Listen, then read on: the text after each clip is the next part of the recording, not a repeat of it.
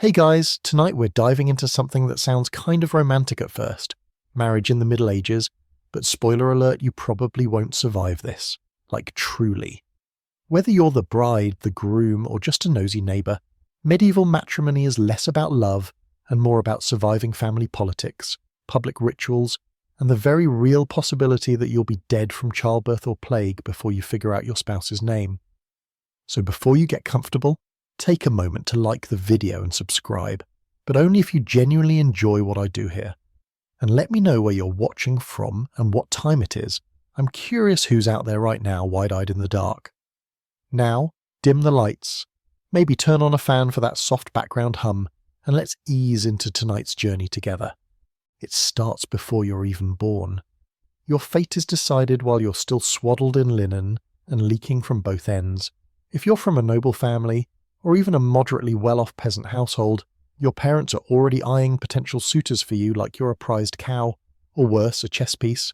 Marriage is a transaction, and in the Middle Ages, nobody trusts the messy chaos of love to handle something as important as land, legacy, and livestock. You're maybe 6 years old when someone with a grey beard and a family crest twice the size of your torso arrives at your family's hall. He's not here to deliver sweets. He's here with terms. If you're a girl, you're a dowry. If you're a boy, you're expected to gain one. So they talk about sheep, property lines, grain rights, and maybe the awkward topic of how fertile your aunt was. Romantic, right? By age 8 or 9, you're technically spoken for. In Latin, it's called sponsalia de futuro, and it basically means these two children shall definitely grow up and ruin each other's lives. But no pressure. You're just promised to a total stranger, often years older or younger than you, whom you may or may not meet until your wedding day. Sometimes your name's inked onto parchment as part of a peace treaty between two noble families who otherwise hate each other's guts. A few days earlier, those same families may have been stabbing each other over a disputed barley field. Now you're the make-up gift. The church, ever the benevolent puppeteer, plays a massive role in this whole arrangement. It's not just a family affair, it's a holy obligation. Marriage is a sacrament, a divine contract, and you're the unwilling ink. The church insists you both consent, which sounds nice in theory, but in reality just means you nod when everyone expects you to. At 12 years old, you're legally allowed to marry if you're a girl. 14 if you're a boy. Neither of you has any idea what's about to hit you, and puberty hasn't even shown up to the party yet. So let's say you're the unfortunate daughter of a land-owning knight. You've just turned 11. You still collect river pebbles and think farts are funny. But now your father's drinking mulled wine with some greasy-visaged baron who wants to secure your hand for his son, who, by the way, is 15 and has already killed a boar. As this deal gets hammered out, the idea of your actual life as a future wife doesn't come up much. What matters is how many goats you bring into the bargain. You might get betrothed to someone you've never seen, never spoken to, and never even heard of until you're suddenly being told you're lucky to have secured such a fine match. He has strong shoulders, your aunt mutters, as if that's a personality trait. You overhear someone mention that his mother was a good breeder. Again, you're 11. What's even more stomach-churning is that your body is already being calculated for reproductive value. One priest actually argued that girls blossomed earlier in warmer climates, so southern marriages could happen younger. That's the level of science we're working with. And oh, the legal mess. If your parents make a betrothal contract and then you fall in love with someone else, you rebel. Too bad. If both families are serious about it, breaking the betrothal is a scandal with consequences. Broken agreements can lead to land being taken away, fines being imposed, or even bloodshed between feuding clans. So even if you start to develop a quiet crush on that stable boy who lets you pet the horses, forget it. You're already married in the eyes of God, even if no one's told your body that yet. But here's the twist. Sometimes kids who were betrothed super young didn't end up marrying. Why? Because one of them died. Infant mortality is the unofficial matchmaker of the medieval world. Or maybe a plague hits, or war breaks out, or the family who made the deal suddenly gets excommunicated and loses all their land. A medieval engagement is like betting on a very rickety horse race, except the horses are also on fire. There are stories, rare but real, of people falling in love and defying their betrothals. Secret unions, elopements, or marriages formed by clandestine vows. The church hated these. You didn't just get married by the whispering sweet nothings under a willow tree. You needed a priest, witnesses, and the invisible approval of every ancestor you've ever had. Still, love did occasionally sneak in through the cracks. Sometimes it ended in a happy marriage. Sometimes it ended with someone hanging in the town square. By the time you hit 12, you know what's coming. Your future's been shrink-wrapped into one path. Marriage, not romance, not dreams of becoming a weaver or healer or traveller. Just a home you didn't choose, a spouse you didn't love, and a life that was mapped out on a dinner table before you could even spell your own name. And that, friends, is just the start. The ink on your betrothal isn't even dry before the negotiations for your dowry begin. And oh, it's a performance. You'd think your father was haggling over the price of a prized warhorse instead of his own child. The dowry is everything. Land, livestock, silver, sometimes entire villages if you're highborn. It's the medieval version of an insurance policy, only you're the policy. If you're a daughter, your value lies in what you come with. If your parents can't pony up enough gold, fabric or pigs, then guess what? You're suddenly less desirable than a muddy peasant with no shoes but an uncle who owns 3 cows. Your mother pretends to care about your feelings, maybe, but really she's focused on whether your dowry will keep the family in favour with the local lord. If they can swing it just right, your marriage might move the family up a notch on the feudal ladder, or at least prevent a drop. Love isn't part of the formula here. It's all cold math and generational survival. And as for your opinion, please, you're a minor asset in an age that values alliances over affections. And if you're the son in this lovely little tale, you're not off the hook. You have to gain a dowry, remember? That means your family has to scrape together something worth offering to the bride's family. This is where things get tricky. If your parents are poor but ambitious, they might go all in, mortgaging land, borrowing from merchants, selling off your younger siblings. Not literally, unless you're in serious debt. All for a chance to marry you into a family that has a slightly better chicken-to-hay ratio. Pressure? Oh yeah, you're expected to elevate your bloodline with one good, well-bartered match. No big deal. In theory, dowries are supposed to protect women. A cushion, a safety net, something to fall back on if their husband dies or decides he'd rather go fight in the Crusades for 20 years. But in practice, that money often just disappears into the husband's property. He spends it. Or worse, he uses it as leverage over you for the rest of your life.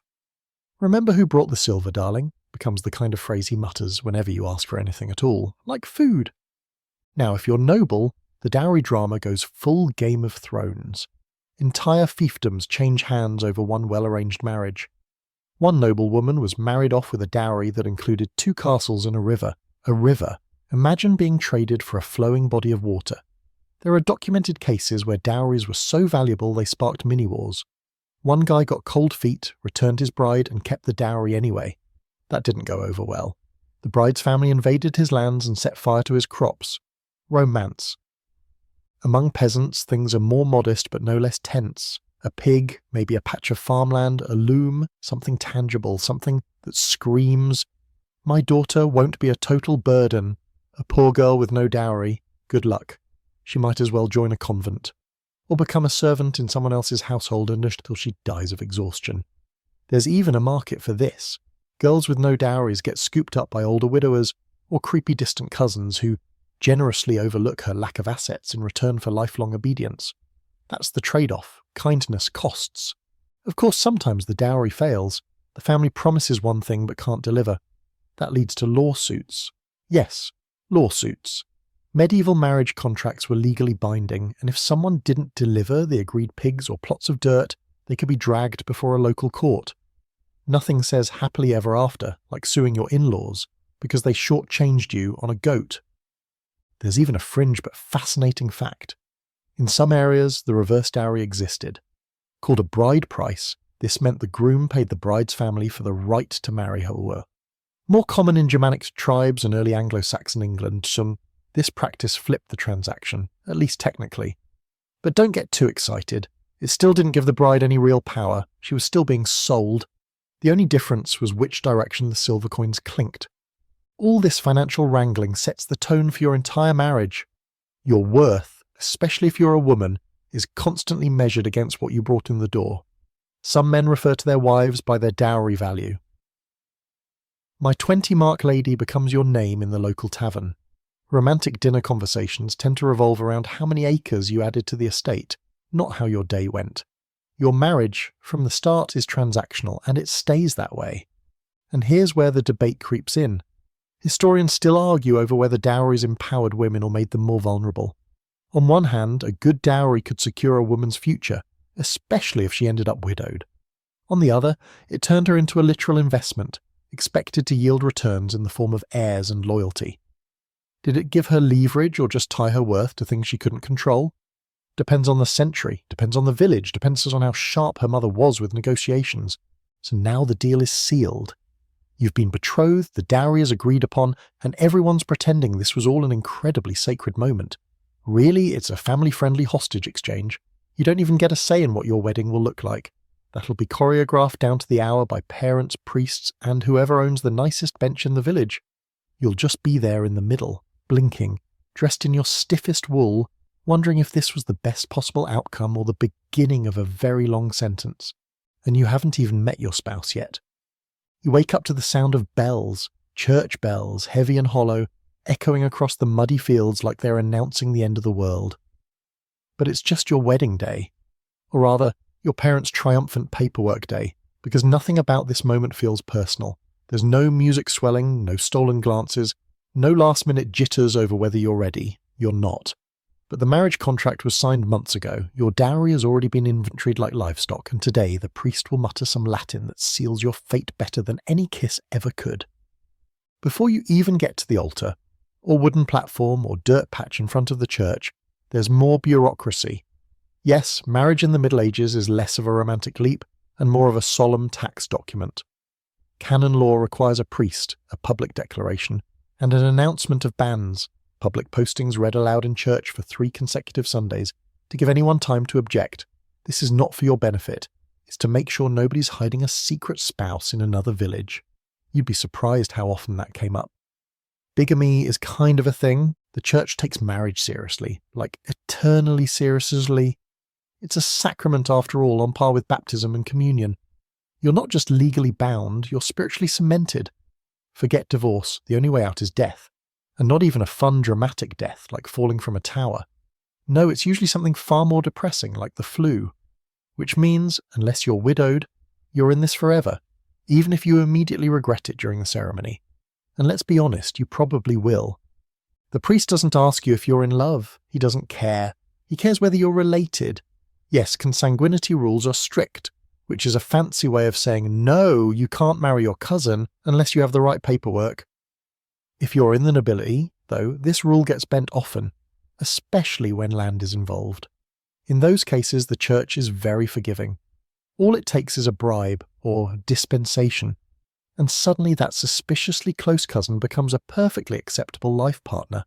God's will, but with a surcharge. Then comes the language of the ceremony itself.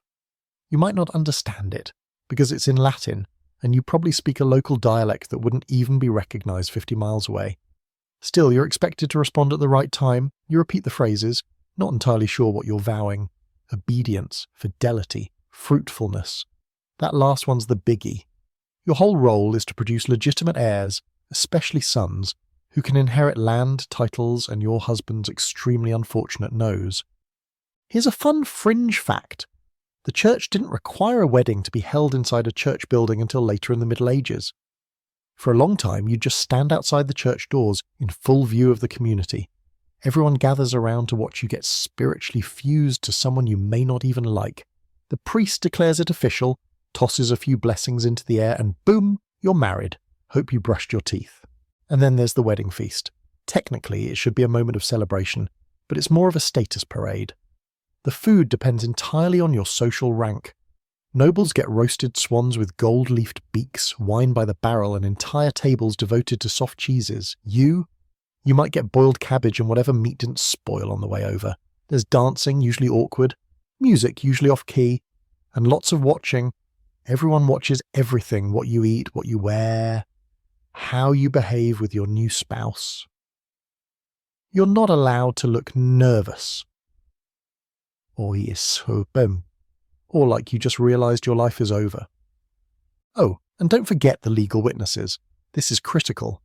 You need people to witness your vows because centuries from now, Some ecclesiastical court might try to invalidate your marriage, and if there's no one around to say they saw it happen, you could be declared unmarried after decades of marriage.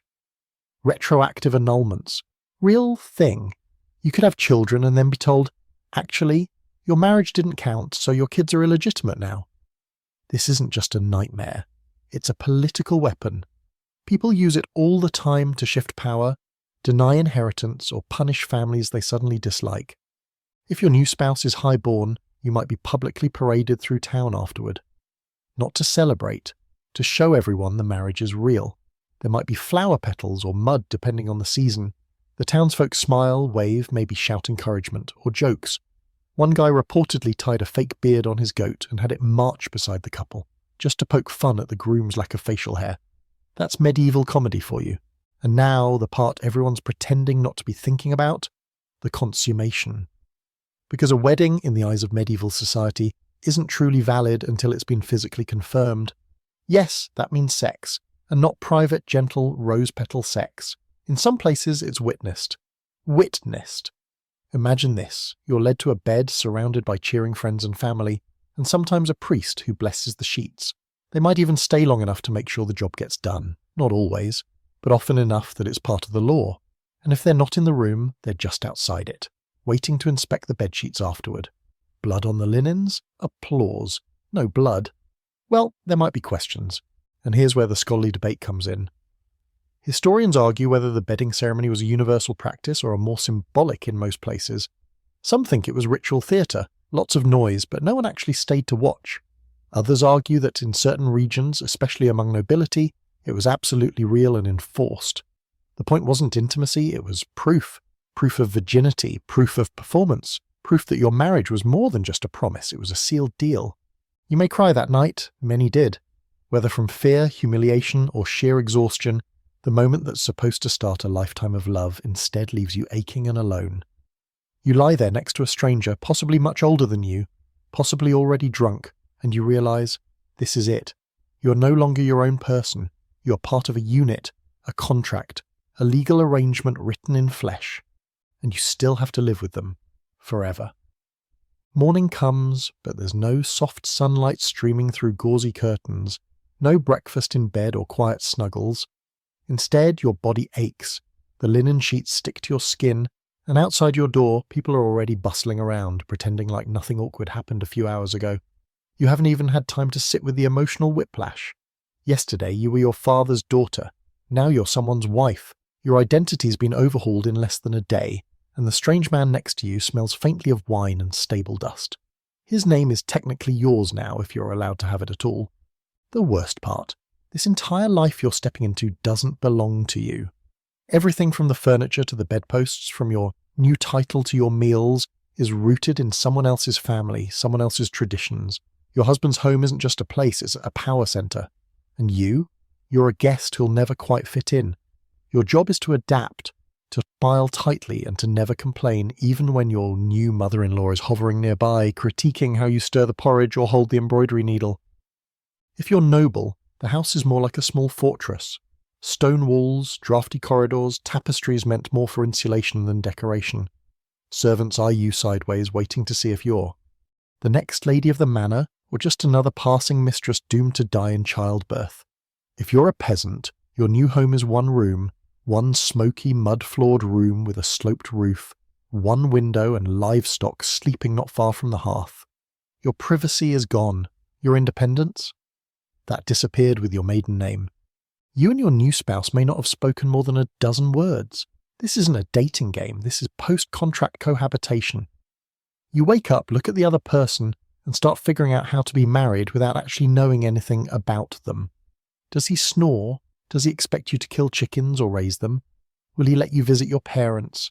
Can you read in peace, or is that considered suspicious?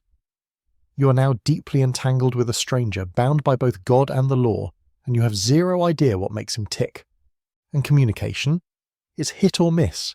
Maybe you speak slightly different dialects. Maybe he's been raised to believe women should only talk when spoken to, or maybe he expects you to take over running the household while he goes out and hunts, or works the fields, without telling you how anything's organised. So you bungle it.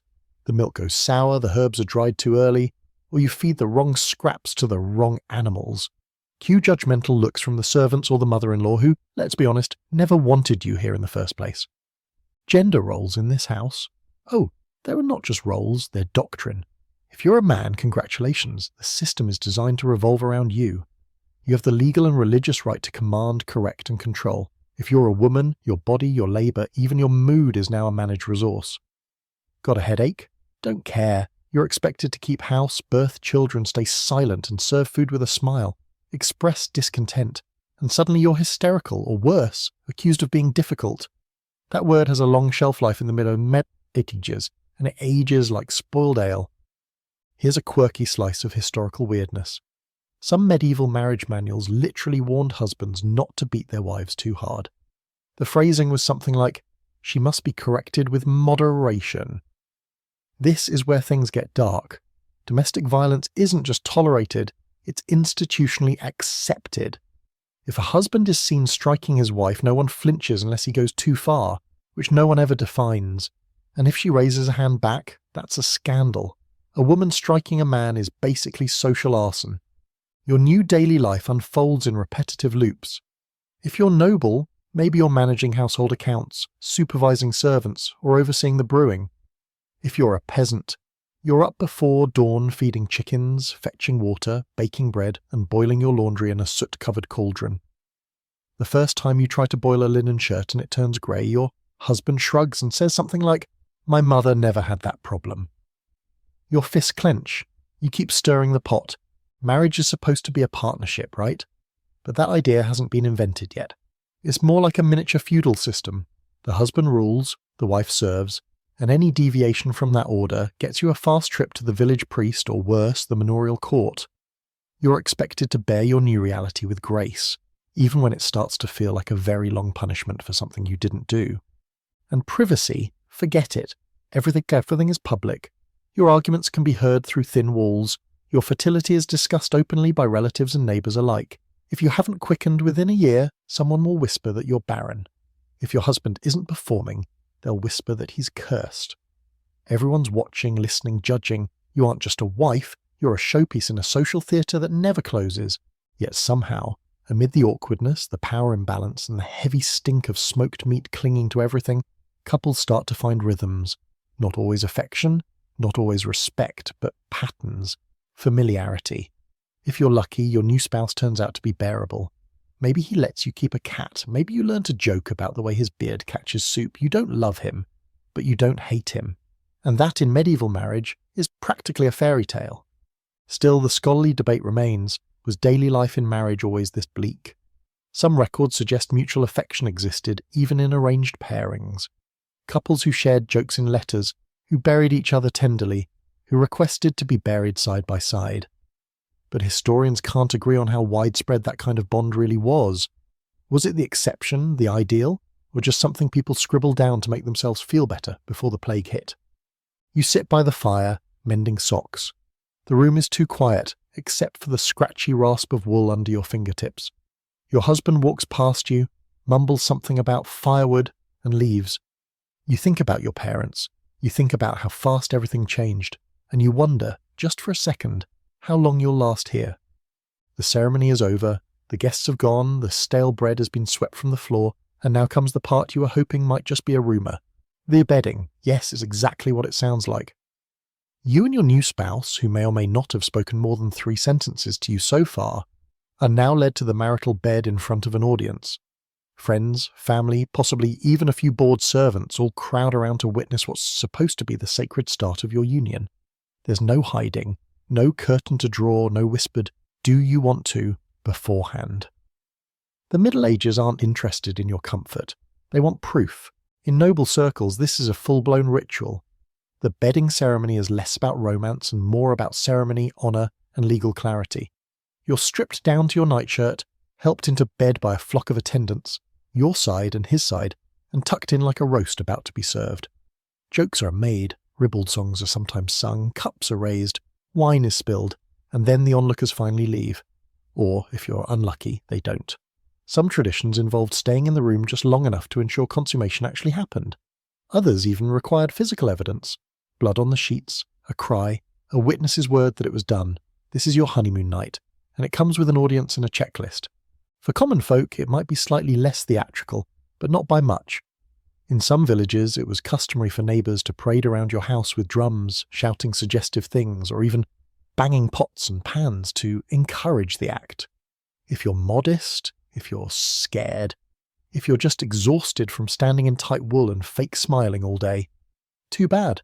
Everyone wants to know that you did the deed, because if you didn't, your marriage might not count, and that has legal consequences.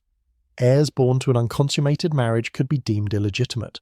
Lands could revert, alliances could collapse, all because the bedding didn't go as expected. Let's say the moment finally comes and you're alone. The room smells of candle wax, hay-stuffed mattresses, and nerves. Your spouse sits awkwardly at the edge of the bed, staring at the fireplace or his own hands. You lie there, trying not to look as terrified as you feel. You're probably both young, you've been told nothing useful about what's going to happen. You might know only the most terrifying rumours, that it will hurt, that it will be quick, that you must bleed or else you're not a virgin, and if you're not a virgin, you're in danger. This is the part people don't talk about when they romanticize castles and ballads. The reality is clumsy, silent, and deeply uncomfortable. There's pressure to perform. For men, that means showing they're virile enough to complete the act. For women, that means bleeding, a physical sign of innocence demanded by tradition. But here's a dirty little secret. Not all virgins bleed. Biology doesn't always follow folklore, so if you don't, there are whispers, maybe accusations, maybe worse, which brings us to a peculiar fringe practice: fake blood. Some women or their mothers would hide bits of animal blood or berries in the bed linens just in case. A little insurance policy against ruin. It sounds absurd, but in a world where your life could unravel from a simple misunderstanding about your anatomy, it was a kind of survival strategy. Historians have found references to women soaking rags in chicken blood and tucking them between their thighs before the bedding. Imagine planning that on your wedding. Neat. Now, if you're from a family with political enemies, and let's be honest, who wasn't back then, this night is even more dangerous. A hostile noble might later claim your marriage wasn't consummated, in order to invalidate the union. Entire inheritances have been overturned with that accusation. Just one person, maybe an uncle with a grudge, swears he didn't see blood or that you looked untouched, and suddenly your future is erased. You're unmarried again. Your children, if you have any, are bastards in the legal sense. And your body is treated like a forged document. There's a scholarly debate about how widespread and literal these bedding ceremonies were. Some researchers argue they were mostly symbolic. Guests would walk the couple to bed, drink a final toast, and leave them alone. Others insist that in certain regions, especially high-status households, the verification process was very real. It probably depended on your rank, your wealth, and your enemies. For the average peasant, there may not have been linen inspections, but there were definitely expectations, and gossip is just as lethal as any legal claim. Even when everything goes right, there's a cold finality to the night. You're no longer a maiden. Your role has shifted in everyone's eyes. They might start treating you with more deference or suspicion, depending on how well your marriage serves the community. You might be invited to fewer dances, spoken to in hushed tones, or asked when the first child is coming. Your entire social identity now hinges on what just happened in a creaky wooden bed. And the aftermath? It's not about you, it's about lineage. If you're a woman, you're already being eyed for signs of pregnancy. If you're a man, your virility is the talk of the tavern. The union, in the eyes of the world, isn't about happiness or chemistry. It's about bloodlines, dynasties, property. Even if you and your spouse end up liking each other, that's just a bonus. Your main function is to procreate and fortify. That next morning, someone might collect the sheets. Yes, literally. In noble households, they could be hung out the window as a public display of the blood-stained proof. Nothing says love like your bodily fluids being aired out next to drying laundry. There are documented accounts of guests staying specifically to view the linens and toast to the success of the act. If this all feels bizarre and deeply intrusive, congratulations, you're finally getting the medieval experience. You lie awake, heart pounding, staring at the timbered ceiling. Your husband snores beside you, his arm flung across the blanket like he's already claimed everything you are. You're tired, your body hurts, and yet you can't sleep, because now that the deed is done, the real marriage begins, and it's not going to be easy. So now you live with this person, this stranger who may or may not have said a single kind thing to you yet, whose breath smells faintly of onions, and whose idea of affection is probably just not yelling at you before sundown. The marriage is official, the bedding is, hopefully, out of the way. But now comes the long stretch no one really talks about: daily life. You've got years of it ahead, and it hits like a cold slap to the face. No more ceremony, no more feasts, just you, your new spouse, and the realities of medieval married existence slowly seeping in through the stone walls. Let's start with the faux. If you're noble, your life is defined by estate management and a strict social hierarchy. As the lady of the household, your days revolve around accounting ledgers, storage inventories, and trying not to cry while supervising 10 surly servants and a cook who still thinks you can't taste the difference between salt and soap. You're expected to oversee the brewing, manage food supplies, schedule repairs for the leaky roof, and act as nursemaid when your husband inevitably slices open his thigh, trying to prove he's still handy with a sword. If you're a peasant woman, congratulations. You've got a similar job, just without the help. Your one-room home is a functional chaos of tasks: hauling water from a well half a mile away, milking goats, repairing your husband's tunic for the 3rd time this week, and trying to keep your toddler from falling face first into the fire pit. Your hands are cracked from scrubbing and churning and weaving. Your back hurts from bending over in a field where the wind is somehow always against you. And at night, you're still expected to be available. Your husband has his own routine, of course. Maybe he's a blacksmith or a tanner or a farmer working land that technically belongs to a lord who hasn't stepped foot on it in decades. Maybe he's away at war for weeks, even months, and you're left holding the household together like a human hinge. In noble households, men often travel to court, hunt, or manage regional disputes. You might go weeks without seeing him, and when he does return, he wants food, sex, and absolute silence about the state of the roof that caved in last week. Communication between the two of you is a gamble. Maybe he respects you, even admires your sense of order. Maybe he listens when you speak. But in most cases, marriage is not about emotional partnership. It's about function, tradition, and hierarchy. You're expected to obey. That word obey isn't just a suggestion. It's built into the religious structure of marriage. The church preaches that the man is the head of the wife, just as Christ is the head of the church. Subtle, huh? You are to be obedient, patient, and, above all, silent. That silence can feel like a prison. You may have thoughts, opinions, maybe even a sense of humour, but you learn quickly that most of those are liabilities. If you speak too freely, you're considered impertinent. If you correct your husband in front of others, even gently, you're publicly shamed. One wrong phrase at dinner could earn you a week of the cold shoulder or worse. Some husbands exercise their authority with a belt or a rod. To correct, they say, the courts often side with them. You've got no legal recourse unless the violence is extreme, and even then, good luck convincing a local judge that your bruises outweigh your husband's pride. But not every day is misery. Some days you and your husband fall into a rhythm that's not quite companionship, but something close. You might work side by side shelling peas in the afternoon sun. He might hand you a wool shawl he bartered for, a gesture that's not quite love, but definitely not nothing. Maybe he lets you sleep an extra hour on feast days. Maybe you laugh at the same stupid song the village boys are always singing. These tiny comforts become the threadbare cushion you live on. You don't expect passion, you just hope for peace. In-laws, however, are where peace goes to die. If you've moved into your husband's household, as is the norm, his parents, or worse, his mother, will probably still be around. She knows how everything should be done. She reminds you daily. She critiques your cooking, your posture, your fertility, and your choice of thread colour. She mourns the fact that her son didn't marry that other girl with a generous dowry and perfect teeth. And no matter what you do, you will always be second place in her hierarchy of loyalty. Living with your spouse means sharing everything: food, space, illness, anxiety. There is no me time. There is no separate bedroom. The average medieval home doesn't come with a reading nook or a locked door. If he snores, you hear it. If he gets drunk and starts singing bawdy songs at midnight, you're in the audience. And if he sulks because the harvest was poor or his boots got stolen, you're the emotional punching bag. And yet life together becomes something you endure, not because it's beautiful, but because it's the only option. You start to rely on each other, not out of affection necessarily, but survival. He fixes the fence. You mend his cloak. You whisper warnings when the tax collector is near. He grabs your hand when the river swells and your cart nearly tips.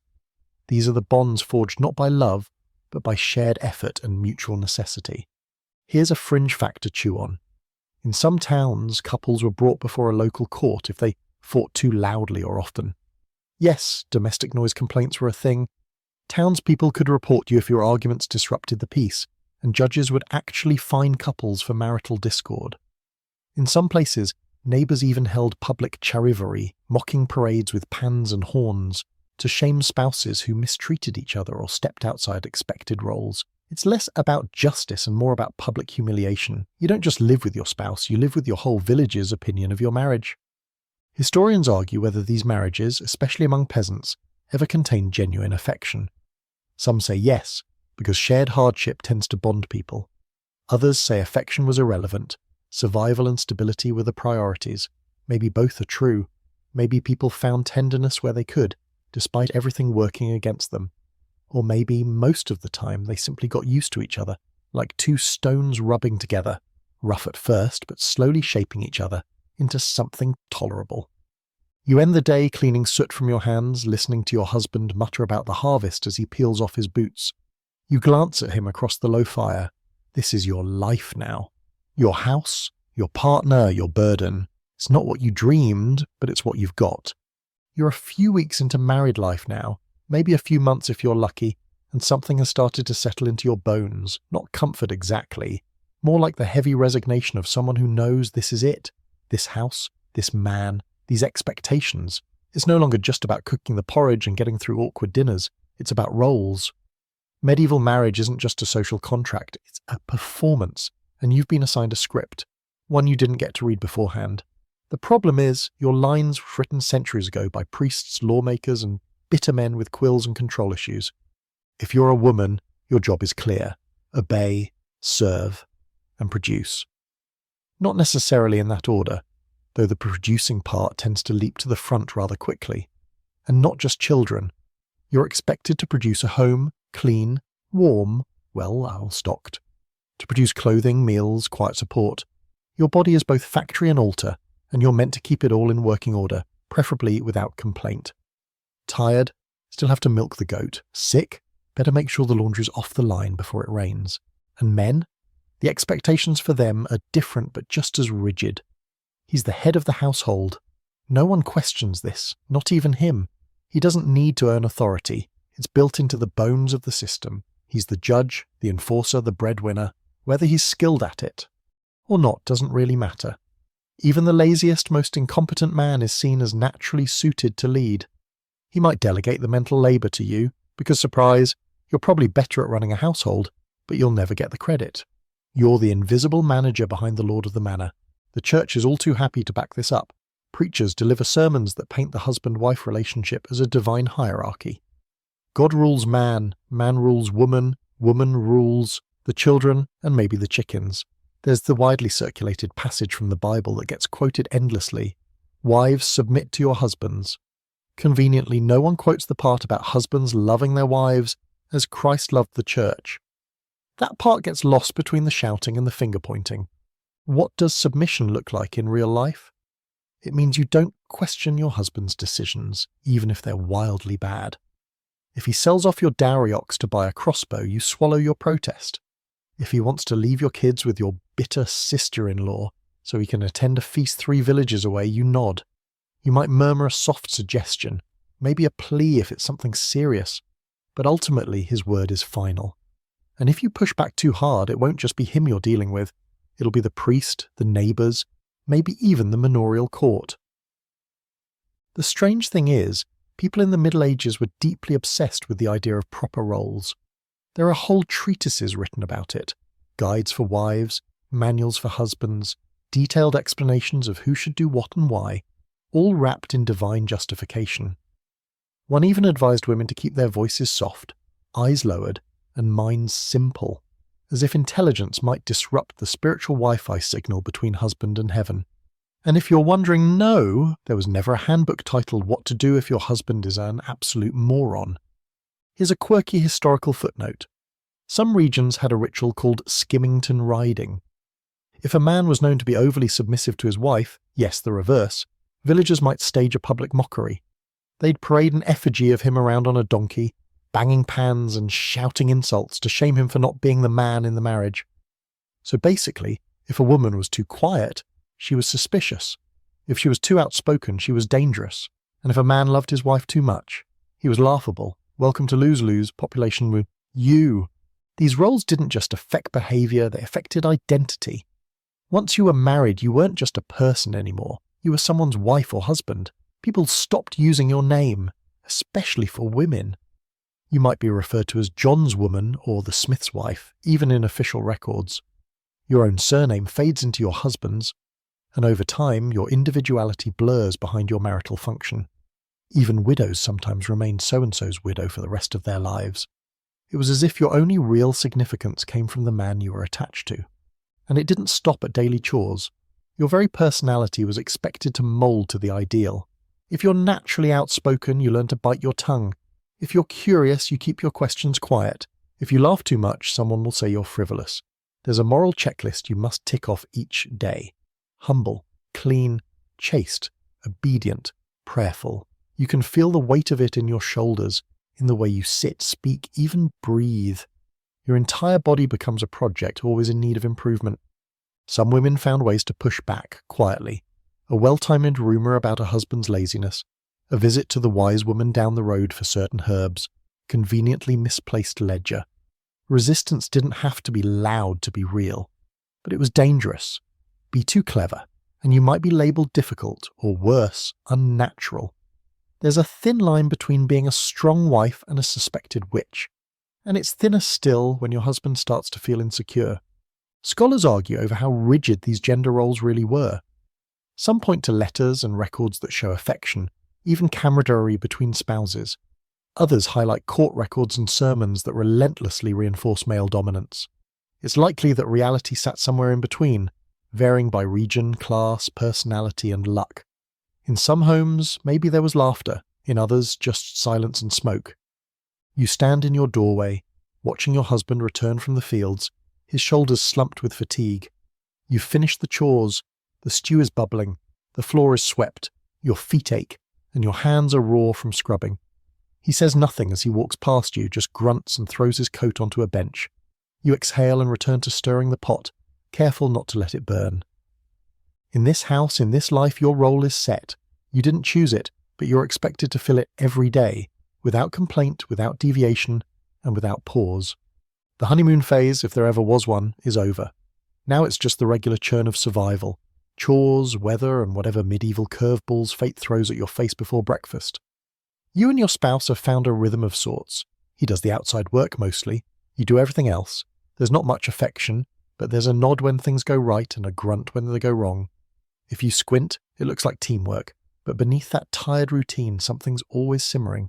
Unspoken resentments, power plays, small acts of quiet rebellion that keep you from feeling completely erased. Daily life in a medieval marriage isn't measured in romantic milestones. It's measured in tasks. There's no date night. There's weeding the garden together while gnats eat your ankles. There's sharing a cup of ale in silence after a long day, your hands sore from kneading dough, his a trummer gripping tools. If you're lucky, the silence isn't hostile.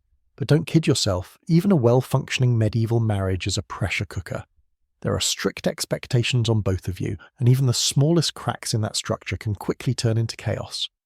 Let's talk about chores, because there's no medieval Roomba coming to rescue you. Everything is manual. If you're a woman, your duties begin before sunrise. You start by stoking the hearth with yesterday's half-burned logs, praying they're dry enough to catch. You knead bread, churn butter, collect eggs, sweep ash, and tend the small herb garden you hope doesn't get eaten by the neighbour's goat again. You might also have to help your husband in the fields or assist with mending fences, especially if he's injured or drunk or just not up to it that day.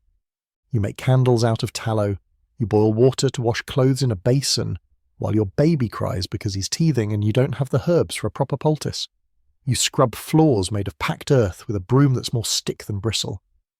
And every time you finish one task, 3 more appear, like some cursed domestic hydra. There's no such thing as a day off. Feasts and holy days just mean more food to cook and more floors to clean once the neighbours trample through. Meanwhile, your husband is out working land that probably doesn't even belong to him. If you're peasants, it's likely he's a tenant farmer.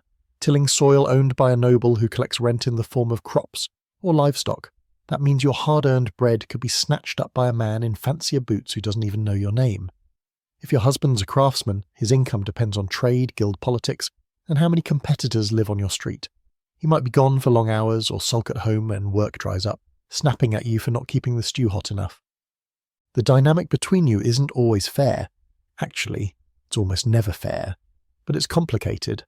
Sometimes your spouse helps with the heavier chores or carries in wood without you asking. Sometimes he forgets your name and calls you woman for 3 days straight. The push and pull of power in a medieval marriage isn't always dramatic, it's subtle, shaped by gestures, silences, and who gets to decide how the money's spent or what gets said at the dinner table. Money, of course, is its own battlefield. If you're a peasant couple, you don't have much of it. What little you do earn goes fast, on grain, cloth, tools, bribes, or church tithes. If you're noble, you deal with estate accounts and obligations to the lord above you. Either way, financial stress doesn't exactly create a romantic atmosphere. Arguments happen, tense silences stretch over weeks. Maybe you hide a few coins under a floorboard, just in case. Not that you could run away, but it's nice to dream, and then there's sex. It doesn't go away just because the wedding's over. In fact, it's expected to continue, frequently. It's not about fun, it's about fulfilling your marital duty, ensuring heirs, and keeping the spiritual authorities happy. The church has very strong opinions on this. You're allowed to say no only under a few strict conditions, like illness, religious fasting, or extreme penance. Otherwise, refusal can be considered sinful. Marital rape isn't even a recognized concept. Your body once married is no longer yours alone. It's shared property, and you know who's holding the larger share. Sometimes it's tender, sometimes it's rough, most of the time it's just expected, and God forbid you look like you're enjoying it, especially if you're a woman. That makes you suspect. Women weren't supposed to be lustful. Desire was something to suppress. So even if you do feel something during those brief fumbling encounters in the dark, you keep it to yourself.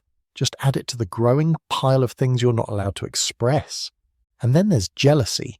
Maybe your husband disappears for hours, comes back with lipstick smudged on his collar, or whatever the 14th century version of that is. You notice the way he talks to the neighbour's daughter.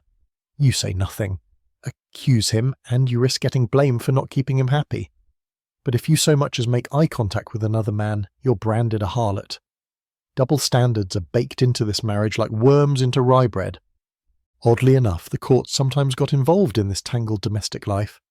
If things went really bad, like he beat you near death, or you were caught stealing from each other, you might be dragged in front of the manor court.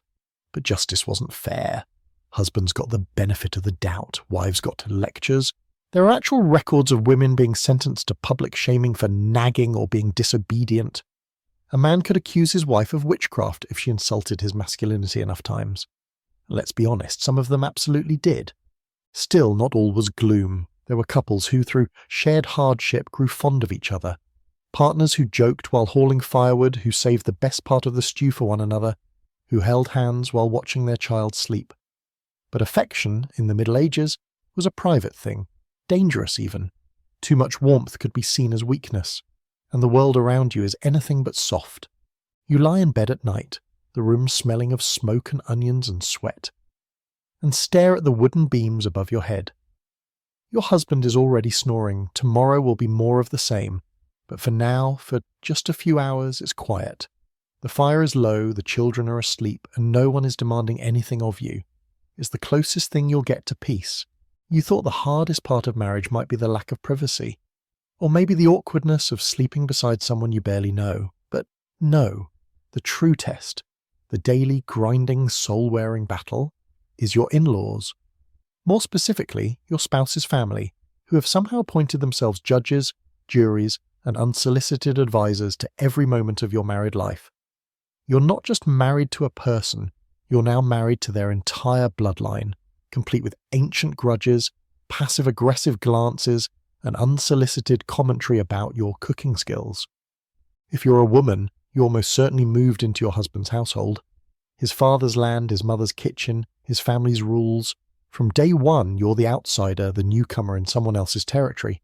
His mother might smile at you in front of the priest, but you know she's watching your every move, just waiting for proof that you're not good enough.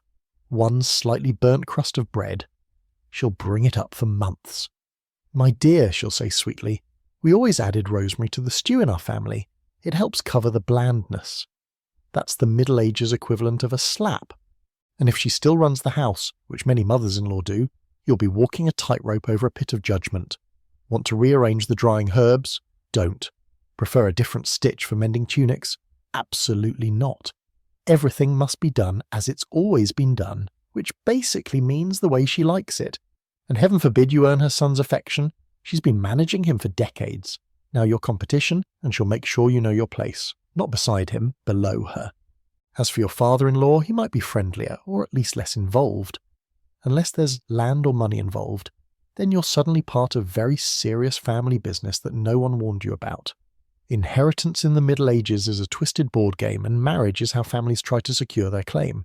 If your dowry included land, livestock, or even a particularly fertile patch of garden, that becomes his family's property now. And if the family hits hard times, guess whose dowry they'll leverage first? Yours. Now let's say you're a man. You marry a woman whose family has money or land or some long-dead ancestor who once saved a king from a boar. Her family has expectations too. They don't just hand their daughter over and wish you luck. They want reports. They want results. Most of all, they want heirs. If you haven't produced a child within a year or two, the whispers start. Maybe he's weak. Maybe he's cursed. Maybe he's, gasp, not man enough. And guess what? They're not subtle about it. One day, you're handed a fertility potion with too many ingredients. Another, her uncle corners you during a feudals and starts asking very specific questions about your nighttime habits. Welcome to medieval family pressure. And let's not forget siblings-in-law. They can be allies or problems with legs.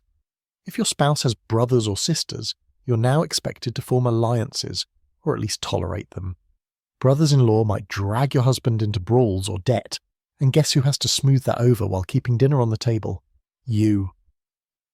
Sisters-in-law might be competing for attention or inheritance. There's always tension simmering beneath the surface. Who gets more food? Who gets the best blanket? Who gets listened to when they say, "There's a wolf near the chicken coop"?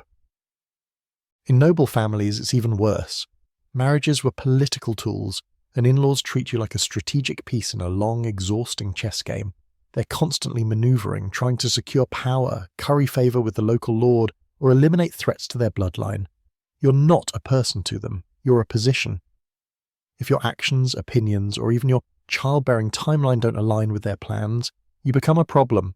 And in medieval noble circles, problems don't get ignored, they get solved. Here's a wonderfully bizarre fringe fact. In some parts of Europe, if a husband died early in the marriage, the wife's in-laws could claim guardianship over her and any children she bore, even if they treated her terribly. They'd argue that the family had invested in her, paid her dowry, raised her standing, and now deserved the return.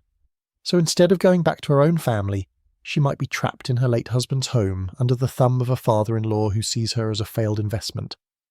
If things go badly enough, let's say you argue too much, or someone accuses you of mismanaging household goods, your in-laws could take it to the local court. Not the criminal court, but the manorial one. These weren't just forums for cattle theft and field disputes, they also handled domestic drama. Your mother-in-law might accuse you of being lazy. Your brother-in-law might claim you insulted the family home. You'd stand there, in public, while half the village listened to whether or not you washed the linens correctly. And of course, all of this plays out while you're trying to raise children, keep your marriage functioning, and survive the odd bout of plague or famine. Medieval life doesn't pause because your brother-in-law drank the last of the ale again, or your mother-in-law thinks you don't sit ladylike. You're still expected to carry on. Smile. Serve. Pretend that being part of this family is the greatest honour of your life, and not just a slow-motion panic attack with a stew pot. There's some scholarly debate about just how terrible in-law relationships really were. Sure, the records show plenty of disputes and power struggles, but they also show long periods of cooperation.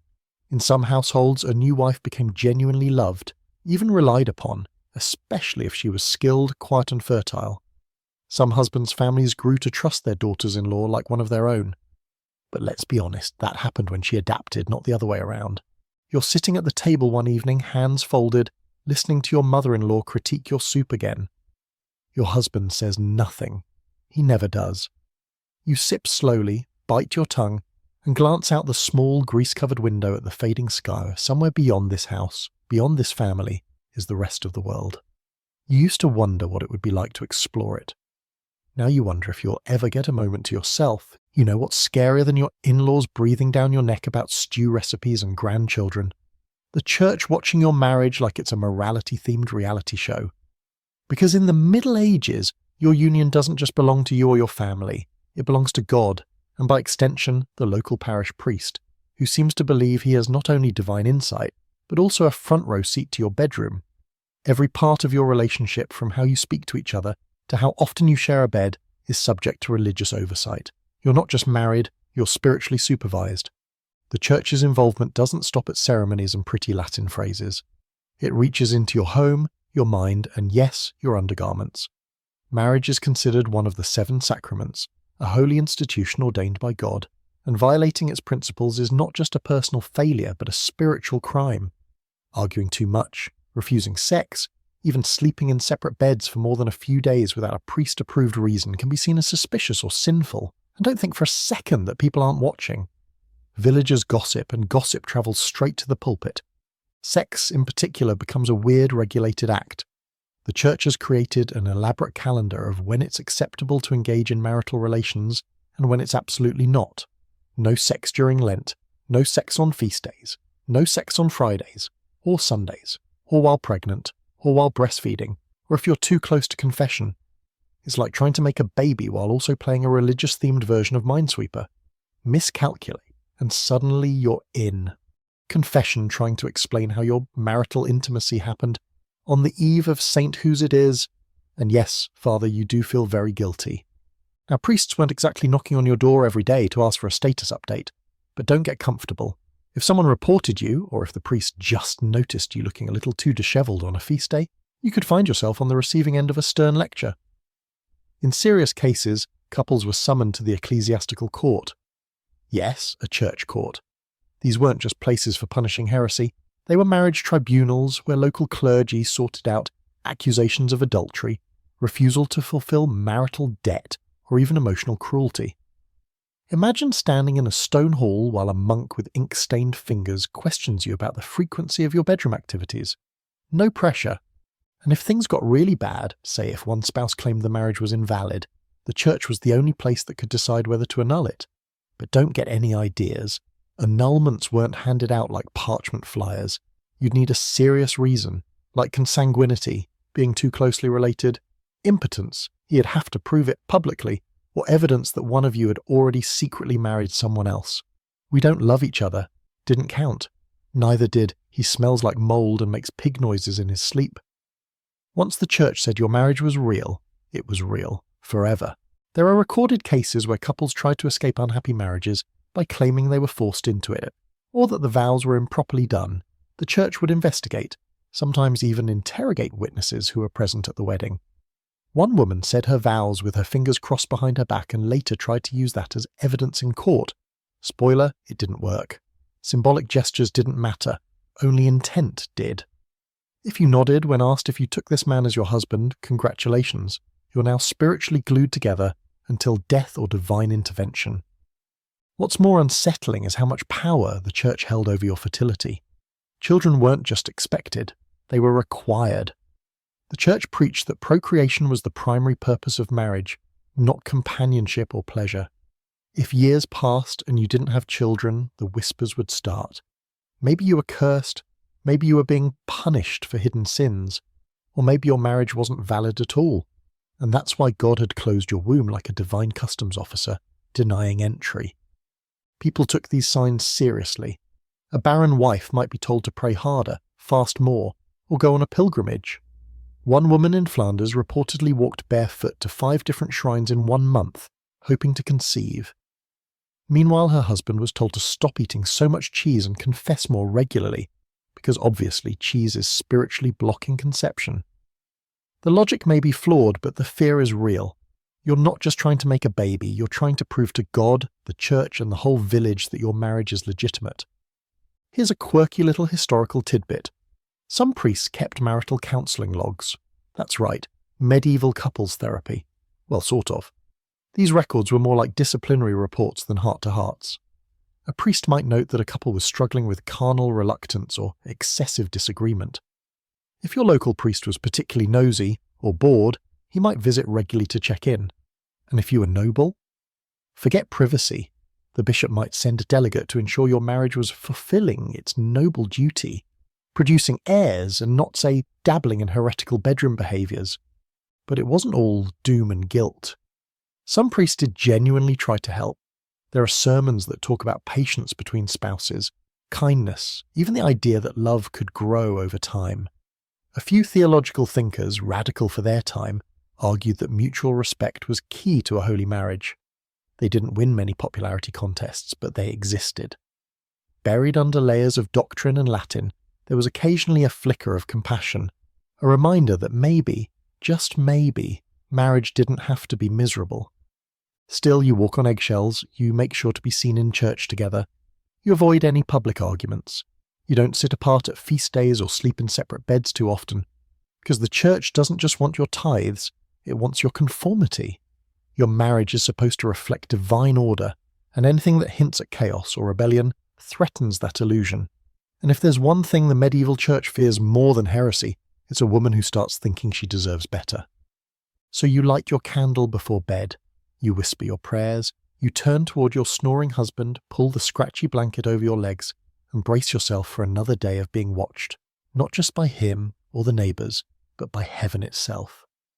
You've learned by now that marriage in the Middle Ages is like a tightrope over a pit of snakes, but the snakes have names: gossip, failure, illness, infertility, and of course infidelity. Ah yes, adultery. The sin with a double standard so wide you could ride a horse-drawn cart through it. The rules are clear. If you cheat, especially if you're a woman, it could cost you your life. If he cheats, well, boys will be boys. Maybe a slap on the wrist. Maybe not even that. Welcome to the spiritual and legal minefield of medieval fidelity, where one misstep can end your entire existence. Let's talk about what happens when a woman is accused of cheating. First off, people are suspicious by default. If you're young, attractive, or spend too much time alone in the garden, someone's going to start whispering. You smiled too long at the blacksmith? Why, that must be lust. Your husband's away for a few weeks and you're seen carrying firewood by yourself. Scandalous. And once the rumours start, they snowball. Because in the Middle Ages, proof is optional. All it takes is a few villagers muttering at the market, and suddenly your name's being dragged into church court like you're some kind of devil's mistress. The punishments vary, but they're rarely gentle. Public shaming is the bare minimum. A woman found guilty of adultery might be paraded through the streets in nothing but a shift, her hair shaved off, carrying a sign that names her sins. If she's noble, she might be locked away in a convent, forever. If she's unlucky and her husband is powerful or particularly vindictive, she could be stoned, drowned, or burned. In some parts of Europe, the law allowed a husband to kill an adulterous wife and her lover if caught in the act. Legally. That's how seriously this was taken, by men at least. Now flip the script. What if he cheats? Say he's been spending a little too much time at the tavern, or the servant girl is suddenly pregnant and no one's saying a word.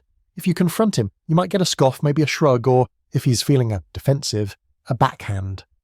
The church technically condemns adultery for men too, but enforcement is inconsistent to say the least. Priests might scold him during confession, advise a few extra prayers, maybe suggest that he return to the virtue of his marriage bed. But public punishment? Rare. Shame? Unlikely. Consequences? Mostly reserved for you if you make too much noise about it. There are infamous cases, though. One medieval French noblewoman had her lover sewn into a sack and thrown into a river by her husband, who then made her watch. Another woman, caught in the act, was dragged by her hair through the village while children threw dung at her. These aren't just cautionary tales, they were widely known, told and retold as warnings, as entertainment, and as reinforcements of the brutal status quo. You grow up hearing these stories. You internalize the risk, and you learn. Even if your marriage is cold, lonely, or cruel, looking for love elsewhere is not worth dying over. And here's the twisted irony. You might not even be guilty. Maybe your husband just thinks you are. Maybe he's angry that you didn't give him a son. Maybe his friends are pressuring him to assert control. Maybe a jealous neighbour made up a story to ruin you. Accusation alone can destroy your life, especially if you're already on thin social ice. There are women who are abandoned Starved, even sold off under the guise of moral justice, all without a shred of evidence. Your innocence won't save you. Your reputation will. The church courts, for all their ritual and structure, weren't exactly fair and balanced. Yes, they required witnesses and testimony. But when the entire system already assumes women are more prone to sin and temptation, how impartial can those proceedings really be? One priest wrote that women were weaker vessels and easily swayed by carnal desire. That was considered a theological fact, so your defense starts at a disadvantage. You're guilty until proven slightly less guilty, and your word counts for half, maybe less, compared to a man's. Curiously, some women did cheat and got away with it. How? Discretion, mostly. Timing, cunning, allies. A helpful maid who keeps secrets. Travelling merchant who doesn't linger. There are whispers in letters, poems that hint at affairs conducted in shadowy hallways and behind haystacks. These were the exceptions, not the rule, and always carried enormous risk. But love, or lust, doesn't disappear just because it's forbidden. In a world where most marriages are cold arrangements, sometimes people try to carve out something warmer, even if it could burn them. Men too weren't immune to jealousy. Some husbands were obsessively controlling, watching their wives' every move, interrogating servants, demanding to know why she left the market 10 minutes later than usual. If a man truly suspected infidelity, he might lock his wife in a room, limit her visitors, even beat her until she confessed. And whether or not she did, he could then parade her humiliation through the town. Public penance. Divorce wasn't really an option, so reputation became the battleground, and women lost that fight 9 times out of 10. Here's a bizarre fringe custom. In some medieval towns, if a husband accused his wife of adultery and she denied it, she could choose to undergo a trial by ordeal to prove her innocence. That might mean plunging her hand into boiling water to retrieve a stone or walking across hot coals barefoot. If her wounds healed cleanly, she was declared innocent, because obviously God would protect the truthful. If she blistered and scarred, well, guess she lied. Science didn't really get a say. Scholars still debate how often these punishments were actually carried out. Some argue that the extreme cases were rare and more symbolic than systemic. Others believe they were more common than records suggest, especially in rural communities where justice was dispensed by custom and emotion rather than law. Either way, the fear was real. Even if your village hadn't burned a woman for adultery in a decade, the possibility that it could happen to you kept you compliant. So you live cautiously, you smile politely, you avoid the neighbour's handsome son, even when he offers to carry your basket. You don't go to the well alone if there's been talk. You don't laugh too loudly at jokes told by other men. You keep your eyes down, your hair covered, your voice quiet. Not because you've done anything wrong, but because you know how little it takes to convince the world that you have. Your husband comes home late again. Smells of ale, perfume and smoke. He says nothing about where he's been. You say nothing in return, because in this marriage, silence is safer than the truth. The first time you suspect you're pregnant, you don't say anything, not out loud, not even to your husband. You just notice the signs, your appetite changes, your chest aches. You feel a strange tightness and fuss in your lower belly that's both thrilling and terrifying. You don't have a test to pee on. You don't have a doctor to visit. What you have is instinct, and maybe a wise woman down the lane who will glance at your eyes and say, "A girl, probably," as if she's reading tea leaves instead of just guessing with confidence. Pregnancy in the Middle Ages isn't the magical glowing rite of passage that modern stories like to tell. It's a gamble, a slow-stretching game of chance, where the stakes are your life, your baby's life, your marriage, and your social standing. It starts with cautious hope, maybe this time it'll go well, but is quickly followed by a gnawing fear, because you've seen it go badly. You've watched neighbours bury their stillborn infants in the frozen earth. You've heard the screams from down the road when labour turns to blood and no one knows what to do. You know how fragile this whole thing is.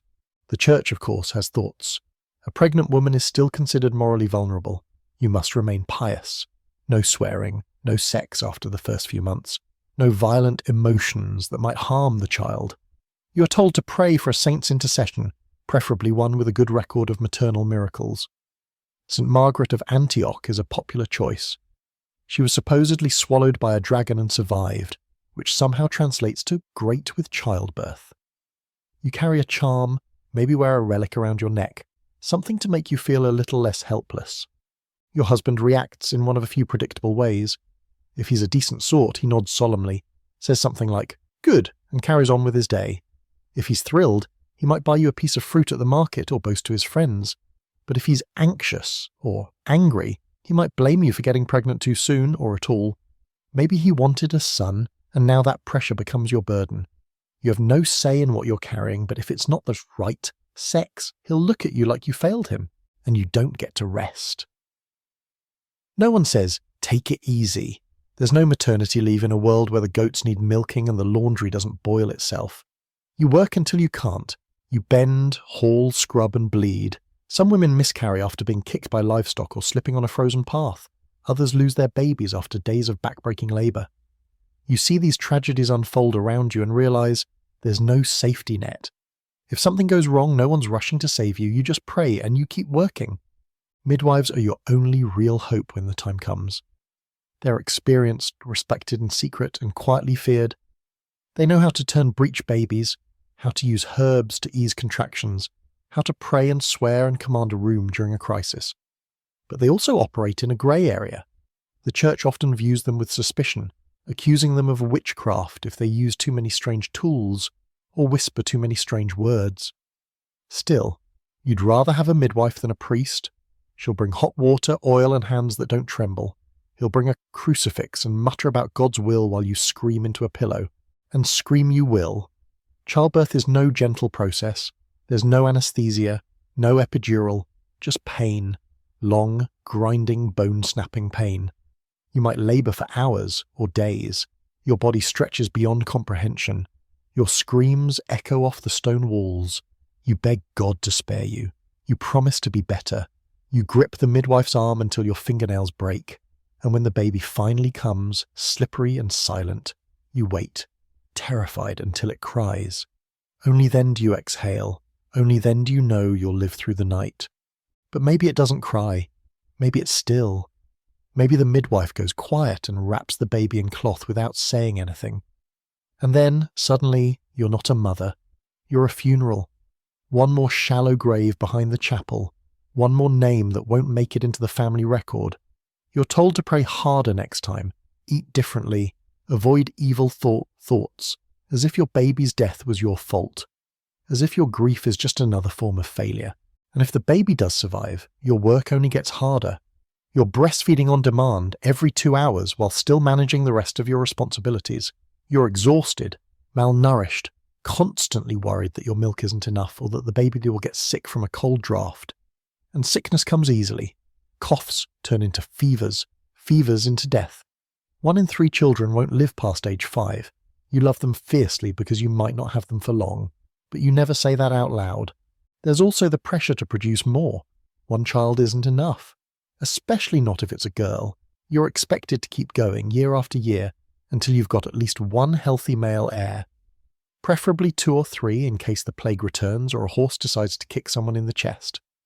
Your body becomes a field to be tilled, season after season, regardless of how rocky the soil has become. Here's a bizarre fact that sums up the whole situation. In some places, pregnant women weren't even counted in census records. You weren't real until you'd delivered something of value, until you'd proved you could convert your marriage into a legacy. Until then, you were a placeholder, a maybe, a woman-shaped vessel awaiting purpose. Historians debate just how bad medieval childbirth really was. Some argue the death rates were overblown, especially in rural areas where women learned from generations of midwives. Others cite burial records, grim and numerous, that tell the story of endless maternal mortality. It likely varied by class, by location, by luck. But the fear? That was universal. That lived in every woman's chest from the moment she missed a cycle until she heard her first cry. You lie in bed, arms around a squirming bundle, your body aching from the effort of creation. The room is dim, lit by a single candle. Your husband snores, oblivious. The baby sighs in its sleep. You stare at the ceiling and whisper a prayer, not of thanks, not yet, but of endurance. Because whether the child lives or not, whether you're praised or blamed, tomorrow you will still have to rise and do it all again. Eventually the fire fades. You try to pretend otherwise for a while. You smile at your spouse over the breakfast, nod at their passing comments, say goodnight with a small mechanical warmth.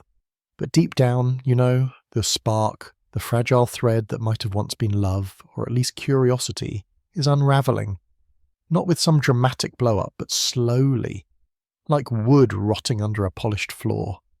You're still married, of course, that's not something you can change, but you're now married in the medieval sense that counts the most, by duty alone. When love goes cold in the Middle Ages, there is no therapist to call, no marriage counselling, no trial separation. You don't get to move out, sleep on the couch, or take a break. You stay, you always stay, because divorce in this way we think of it today is virtually impossible.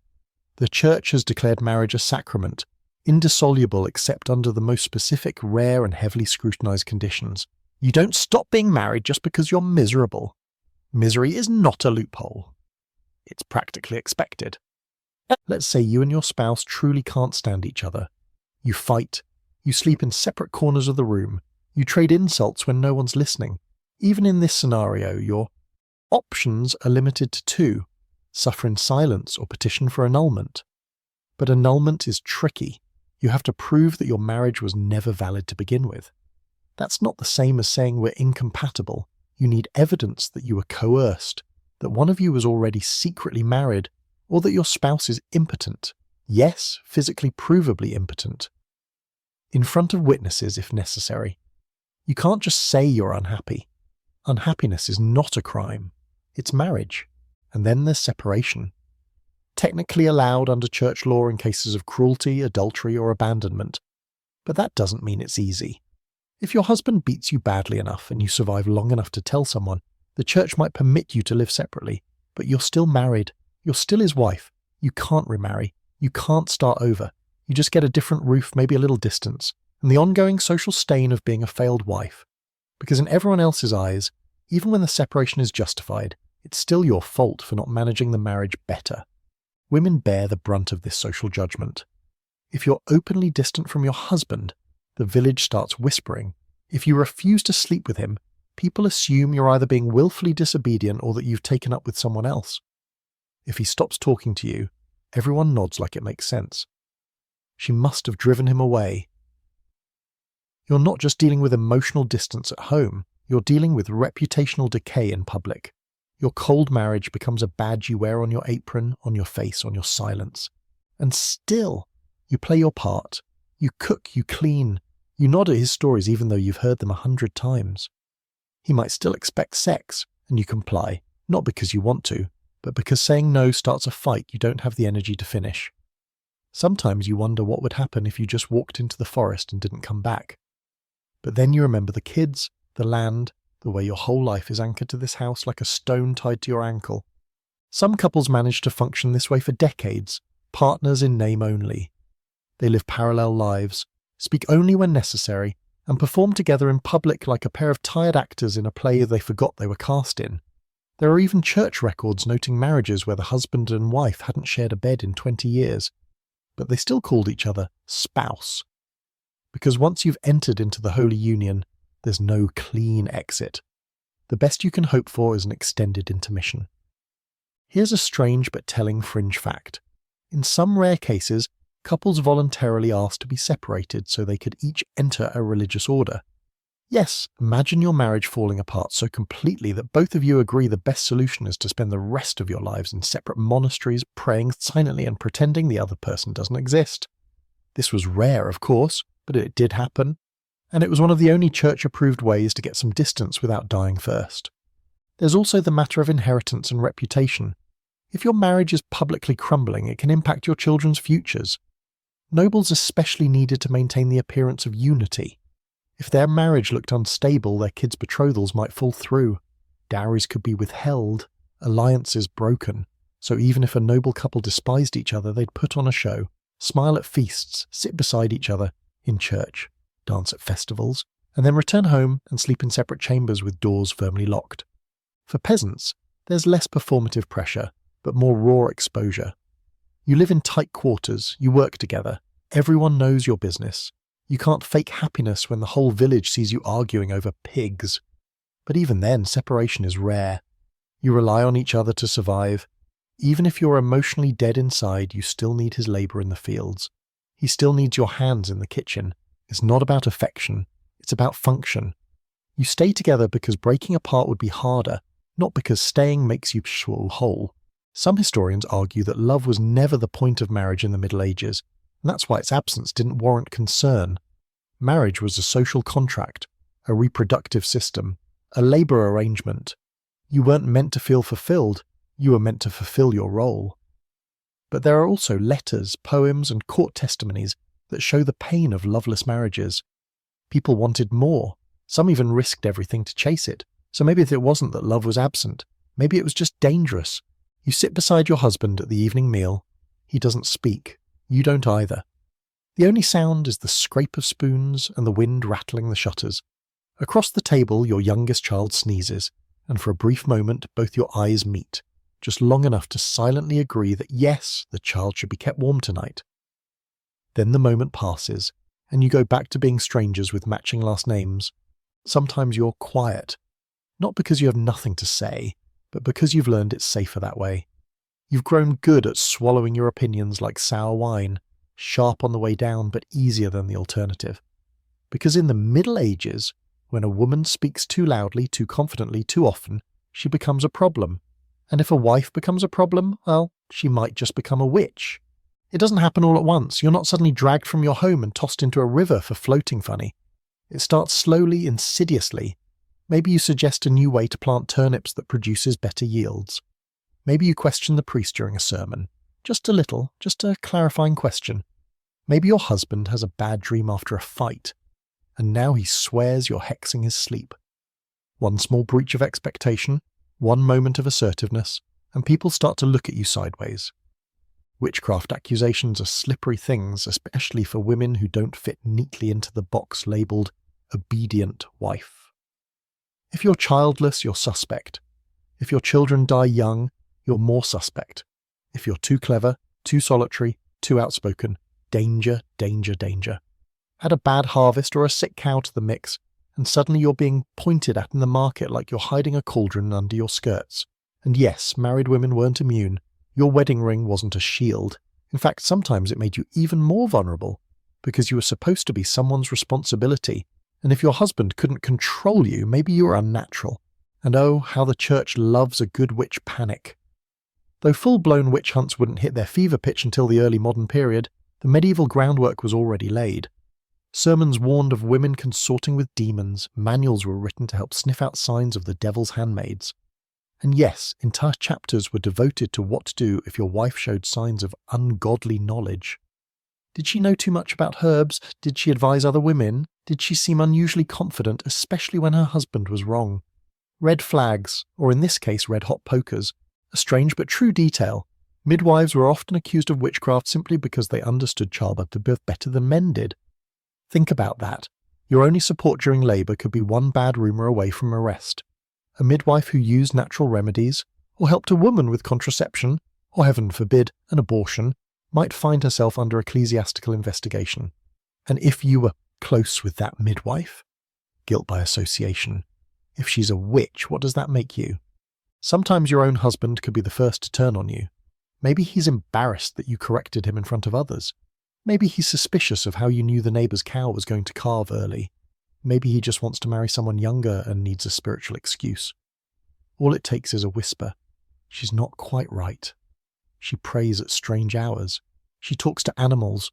Boom! The door cracks open and the darkness floods in. You could be brought before the local authorities, secular or religious, depending on the region. If you're lucky, it ends with a fine or public penance. If not, trial by ordeal, forced confession, even torture. Because of course, the best way to prove someone is consorting with the devil is to make them scream until they'll say something just to make it stop. Records show women admitting to flying through the air, transforming into cats, or meeting Satan in the woods, confessions extracted after days of sleep deprivation, starvation, and pain. And what if you're innocent? What if you're just a tired, smart, slightly bitter woman who's lived through too many cold winters and buried too many babies? Doesn't matter. Innocence doesn't hold much weight once the community decides you're dangerous. The goal isn't truth, it's control. Accusing a woman of witchcraft is a way to put her back in her place, or to remove her altogether. But there's another layer too. Sometimes other women accuse you. Maybe you said something sharp about a neighbour's weaving. Maybe you gave someone advice that didn't pan out. Maybe you didn't attend a feast because you were sick and someone took offence.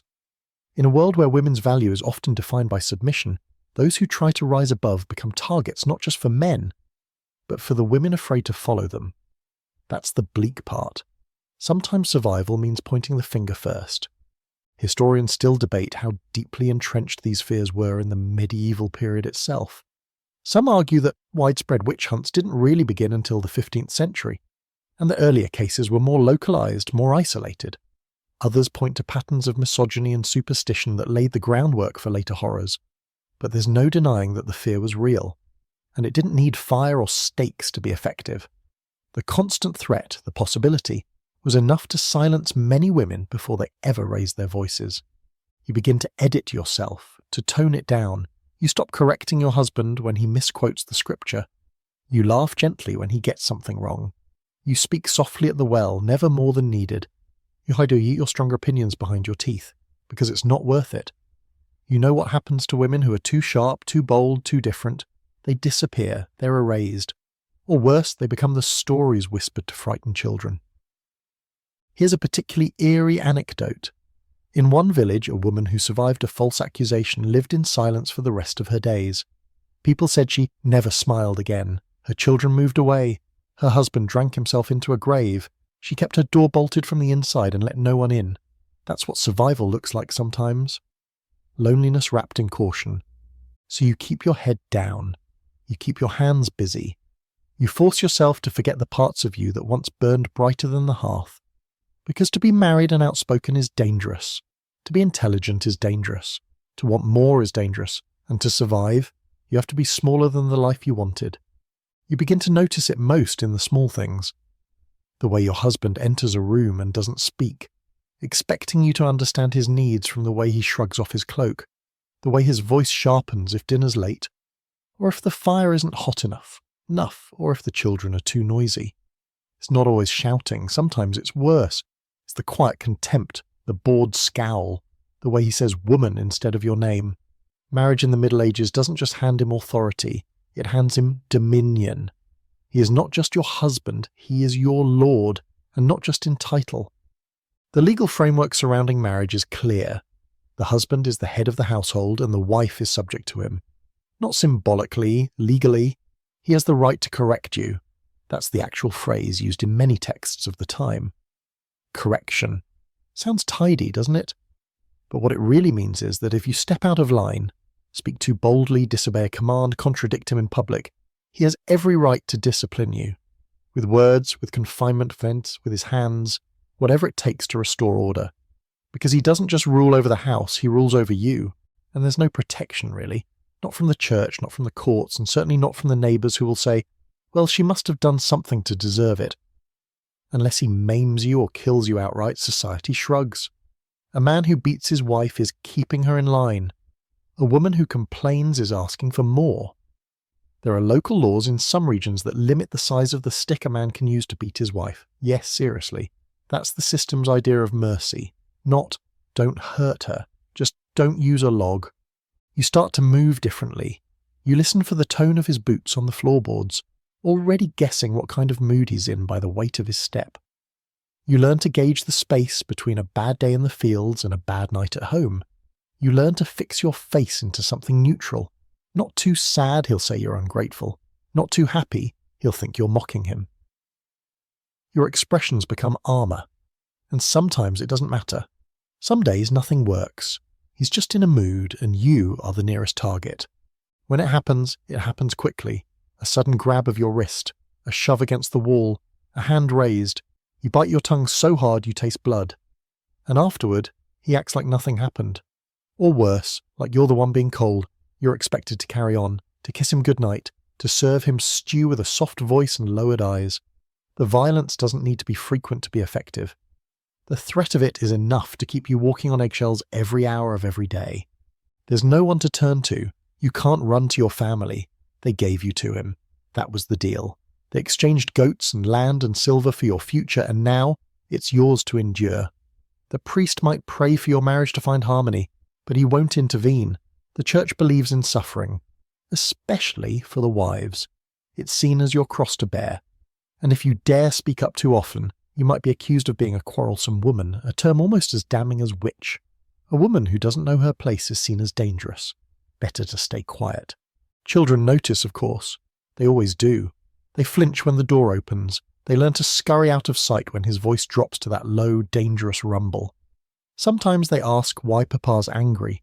You tell them he's tired, or worried, or that it's your fault, that you forgot something important. You lie, not because you believe it, but because it's safer for them to blame you than to understand the truth. That this house they live in, this marriage they were born into, is not a sanctuary. It's a powder keg. And still, the world tells you that this is normal, expected, even good. A husband who keeps order is praised. A wife who holds her tongue is saintly. There's even a genre of literature that delights in taming difficult wives, plays and poems and tales that end with the woman broken, obedient, finally pleasing. They're supposed to be funny, cautionary, as if the transformation of a human soul into a vessel of submission is something to laugh at over ale. Here's a chilling fringe fact. Some towns had actual branks, iron cages shaped to fit over a woman's head, with a metal tongue depressor designed to cut or hold the tongue if she spoke. They were used on women deemed too loud, too argumentative. Public humiliation as punishment for having a voice, not just for witches or criminals, but for wives who talked back. It was legal. It was accepted. It was medieval marital discipline. Now it's true. Not every marriage was violent. Not every husband saw himself as a lord and judge. There are letters that show kindness, partnerships that survive decades with mutual respect. But those are the exceptions. The stories passed down because they stand out. The rule, the structure, was built for domination. And domination doesn't require rage. Sometimes it hides in quiet expectations, in the fact that you have to ask for permission to visit your sister, or that your husband controls the money, or that he gets praised for helping with the children while you raise them entirely alone. And even if the violence is absent, the power imbalance remains. You don't have legal ownership of anything. Not the house, not the land, not even your own children. They belong to your husband. If you die, your dowry might go back to your father's family. If he dies, everything goes to his male relatives. Your life is tethered to him, legally, spiritually, and socially. You're not an equal. You're not a partner. You're an extension. One night, as you sit at the hearth stitching a tear in his shirt, you hear laughter from outside. Two girls walking home, their feet slapping on the dirt road, their giggles bright and unbroken. You remember being one of them, before all of this, before the vows and the bruises and the endless days that taste like ash. You pause, needle in hand, and wonder what would have happened if you'd run, just once, before the first correction, before the first silence. But it's too late for that now. Time passes, and with it comes a new weight pressing down on your chest. Expectation. Not the usual pressure to serve or stay quiet. You've learned to carry that like a second skin, but something deeper, more biological.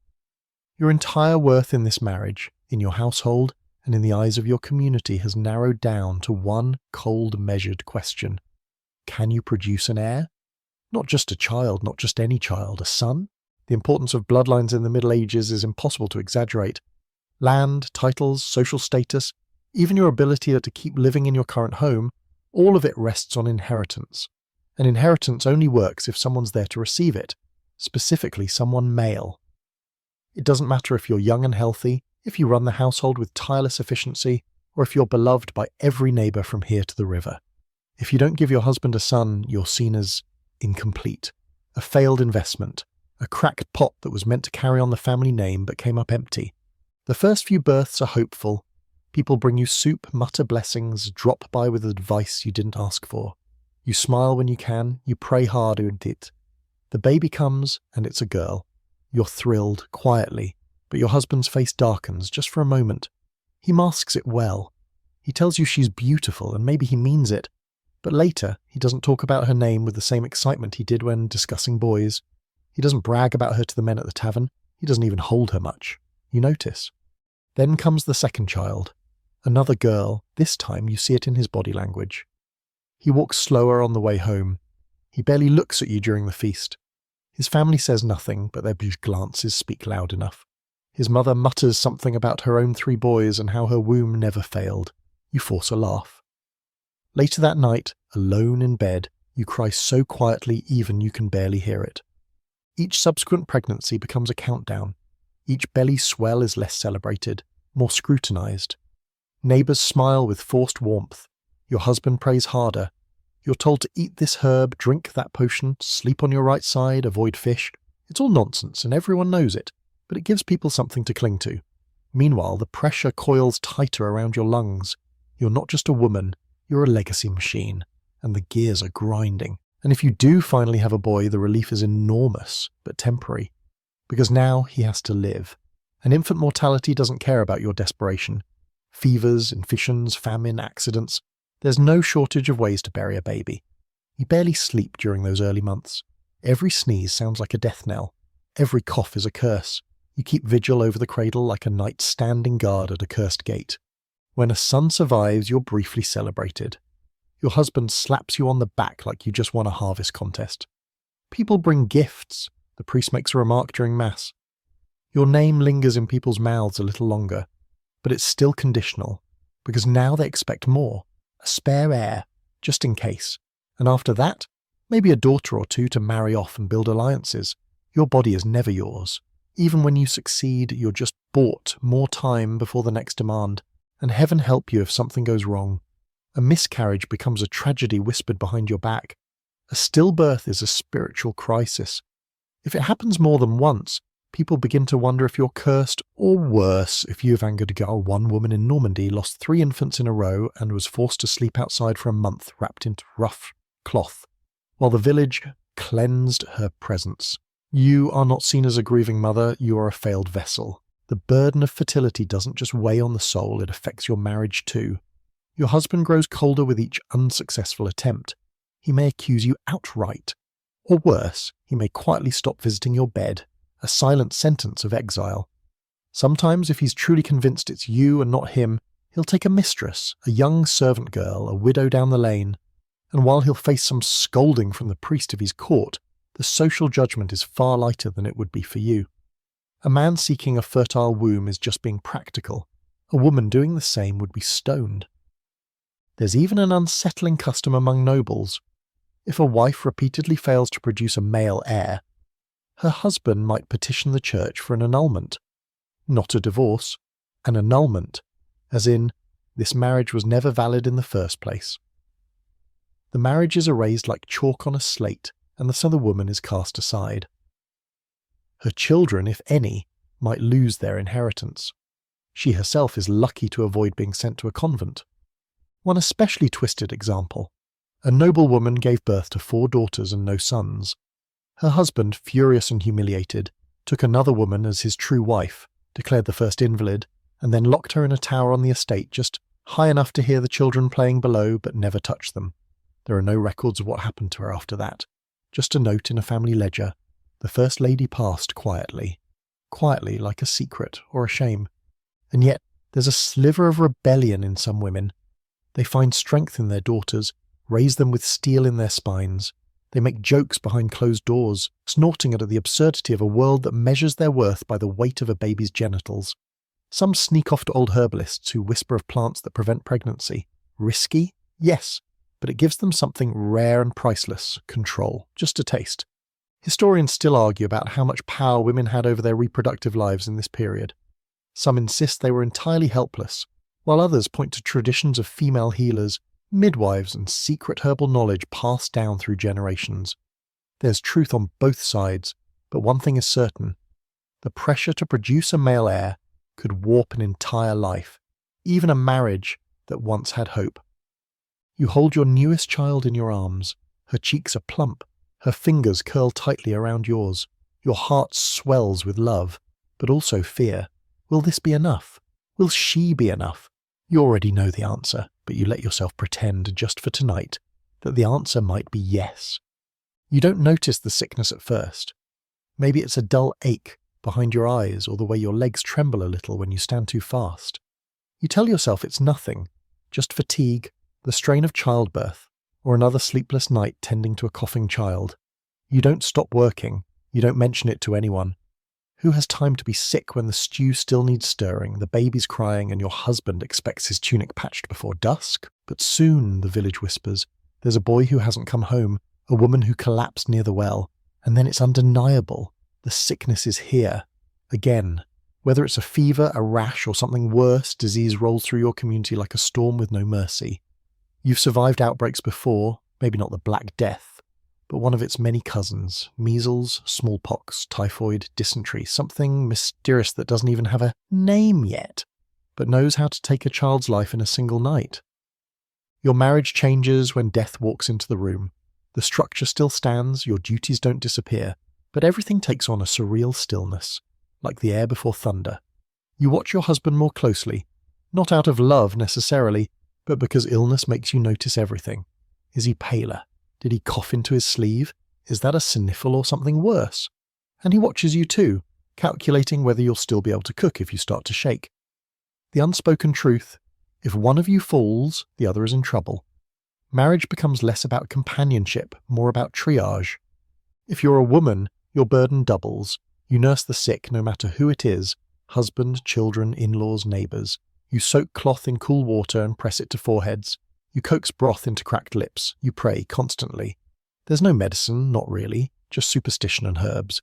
And when those fail, you call the priest. Not for healing, just for last rites. And if you fall ill first, well, that's another story. Your husband might help at first if he's decent. He might spoon you porridge with the enthusiasm of someone watching their cart wheel roll off a cliff. But if your illness drags on, if it becomes inconvenient, you'll be left to fade in bed while the household continues without you. You'll hear the baby crying in another room, your name shouted from the doorway, the chores you once managed being done badly or not at all. That helplessness cuts deeper than the fever. When death becomes more likely than recovery, the atmosphere shifts again. People start treating you like a shadow. They speak softer around you, or not at all. Someone brings a candle. A priest mutters a blessing. You start thinking in terms of who will raise your children if you go. You try not to think of your husband marrying someone younger, someone healthy, someone who might undo everything you built. And then there are the bodies, the real evidence of this invisible enemy. They're taken away quickly, not because it's respectful, but because no one wants to be next. A cart passes by your window, stacked with linen-wrapped bundles that used to be neighbours. A bell rings in the chapel. The gravedigger drinks heavily these days. You would too if every swing of your shovel meant another shallow, hurried goodbye. The church has answers, of course. Disease is punishment. For sin, for disobedience, for moral decay. A woman in another village was accused of bringing the illness with her selfishness. Another was said to have cursed a well. In times of plague, reason disappears. You could be kind and generous your whole life, but if your child dies and the neighbours' lives, suddenly people look at you like maybe you deserved it. Maybe God judged you. Maybe you brought this upon yourself. Here's a particularly cruel truth. During plagues, marriages often became death traps. People fled their spouses, left them alone in locked rooms to die. There are records of men who abandoned wives and children seeking refuge in monasteries or distant villages, leaving behind nothing but fear and a bolted door. Some women did the same, but it was harder. A wife leaving her family wasn't seen as survival. It was betrayal, sin. A reason to be cast out even if she made it through. And yet sometimes sickness brings clarity. A strange flickering sense of peace. When your husband watches you shivering in bed, something shifts behind his eyes. Maybe he remembers the woman you were when you first arrived, before the chores, the pregnancies, the silence. Maybe he brings you water and says your name softly for the first time in years. Maybe not, but in the face of death, all the noise, the expectations, the roles, the bitterness fades a little. For a moment you're just two people, afraid, and if you survive, the world feels different. You've seen too many people lowered into the earth. Your hair thins from the fever. Your joints ache in ways they never did before. But you're alive, and that changes you. Suddenly you care less about pleasing anyone. You stop apologising when the stew burns. You speak your mind just a little more. What's the worst that could happen? You already danced with death and came back with soot on your skirt. But not everyone is so lucky. Maybe your husband dies. Maybe one of your children. And your marriage is never the same. The absence gnaws at everything. You sleep on one side of the bed for months. You cry over spoons and socks and small shoes. You argue more or not at all. Grief either binds you together like a scar or separates you like ash in the wind. And if you lose too many, if you become the woman who survived when others didn't, people will treat you like a ghost, as if grief is contagious. A fringe fact. During the Black Death, some towns held mass weddings between survivors, desperate to restore what was lost. Widows and widowers were matched hastily, often with strangers, in communal ceremonies. Imagine burying your spouse on Monday and marrying another by Sunday. Not for love, for necessity, for survival. Because even grief must obey the rules of inheritance and labour. You sit at the edge of your bed, wrapped in a worn blanket, watching the light flicker through the shutters. The sickness has passed, for now. The house is quieter. You count who's still with you. You remember who isn't. And you wonder how many more winters your body, your heart, your marriage can endure before something else comes to take its place. You think you're safe, you've given birth, you've kept house, you've obeyed. You've aged into the role they wrote for you long before you understood what it was. But then comes a knock at the door and a message from your brother or your father, or maybe even the local bailiff telling you something is wrong, something financial. And that's when you remember. You didn't just marry a man, you married a dowry contract. And if there's one thing more dangerous than childbirth in the Middle Ages, it's a family debt coming back to collect. The dowry was supposed to be your safety net. It was the basket of goods, coin, land or livestock your family provided when you married, your contribution to the household, your value in hard numbers. It was meant to protect you, to ensure you'd be cared for, especially if your husband died. But like most medieval legal arrangements, that protection was conditional, twisted through power and custom, and of course the ever-watchful eye of male relatives. Because here's the truth no one likes to say out loud, a dowry can turn on you. It can become a chain. Your husband owns it now. Maybe not outright, not in theory, but in practice, yes. He can use it. He can spend it. He can gamble it away on poor harvests or a failed attempt to buy his way into local politics. And if he dies before paying it back to your family, guess who's stuck in the middle? You, the wife, the middle link between two men arguing over goats and grain like your entire life isn't held in the balance. Now, if the full dowry was never paid, or was paid in part with IOUs, future livestock deliveries or land deeds that turned out to be less valuable than promised, your family can legally demand restitution. They want what was promised. And if your husband can't deliver, they can take you back. That's not romantic. That's repossession. A woman reclaimed like a plough left unpaid at the smithy. In extreme cases, a woman was removed from her husband's home, sent back to her parents' hearth, and shamed like an object that failed to function properly. And if the marriage fails in any public way, if you're separated, if there's no heir, if the house burns down, if your husband runs off with a cartload of salted meat, your family may also refuse to return your dowry at all. It becomes a hostage negotiation. Sometimes both sides involve the church, sometimes it's the local lord, and sometimes, if you're very unlucky, it turns into an all-out feud. One family spreads rumours about the other. Your name is dragged through the mud. You become not just a daughter or wife, but a liability. There are written cases of fathers demanding repayment decades after the wedding, especially when the marriage failed to yield benefit. One woman's dowry included the small vineyard, promised to return to her brothers if she died without a male heir. She died in childbirth. The child, a girl, lived. Her husband refused to give up the land. The brothers took him to court. The child was declared irrelevant to the contract. The vineyard changed hands. No one asked what the child thought, or the wife, now buried under a headstone that simply read Beatrix, wife of Alan, not mother, not daughter, just wife. Your husband might grow bitter about the dowry too. If he's struggling financially or socially, he might use it against you. This is your fault, he'll say. Your family promised more. Suddenly, every cold night, every empty cupboard, every lost opportunity becomes your burden. You become the reason he failed. And if you try to argue, he'll remind you that without your dowry he would have never married you.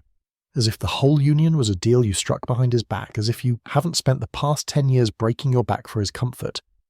And what about your own children? You'd think they'd be shielded from this mess. But no, inheritance gets complicated fast when dowries are tied up in unpaid debts or disputed land.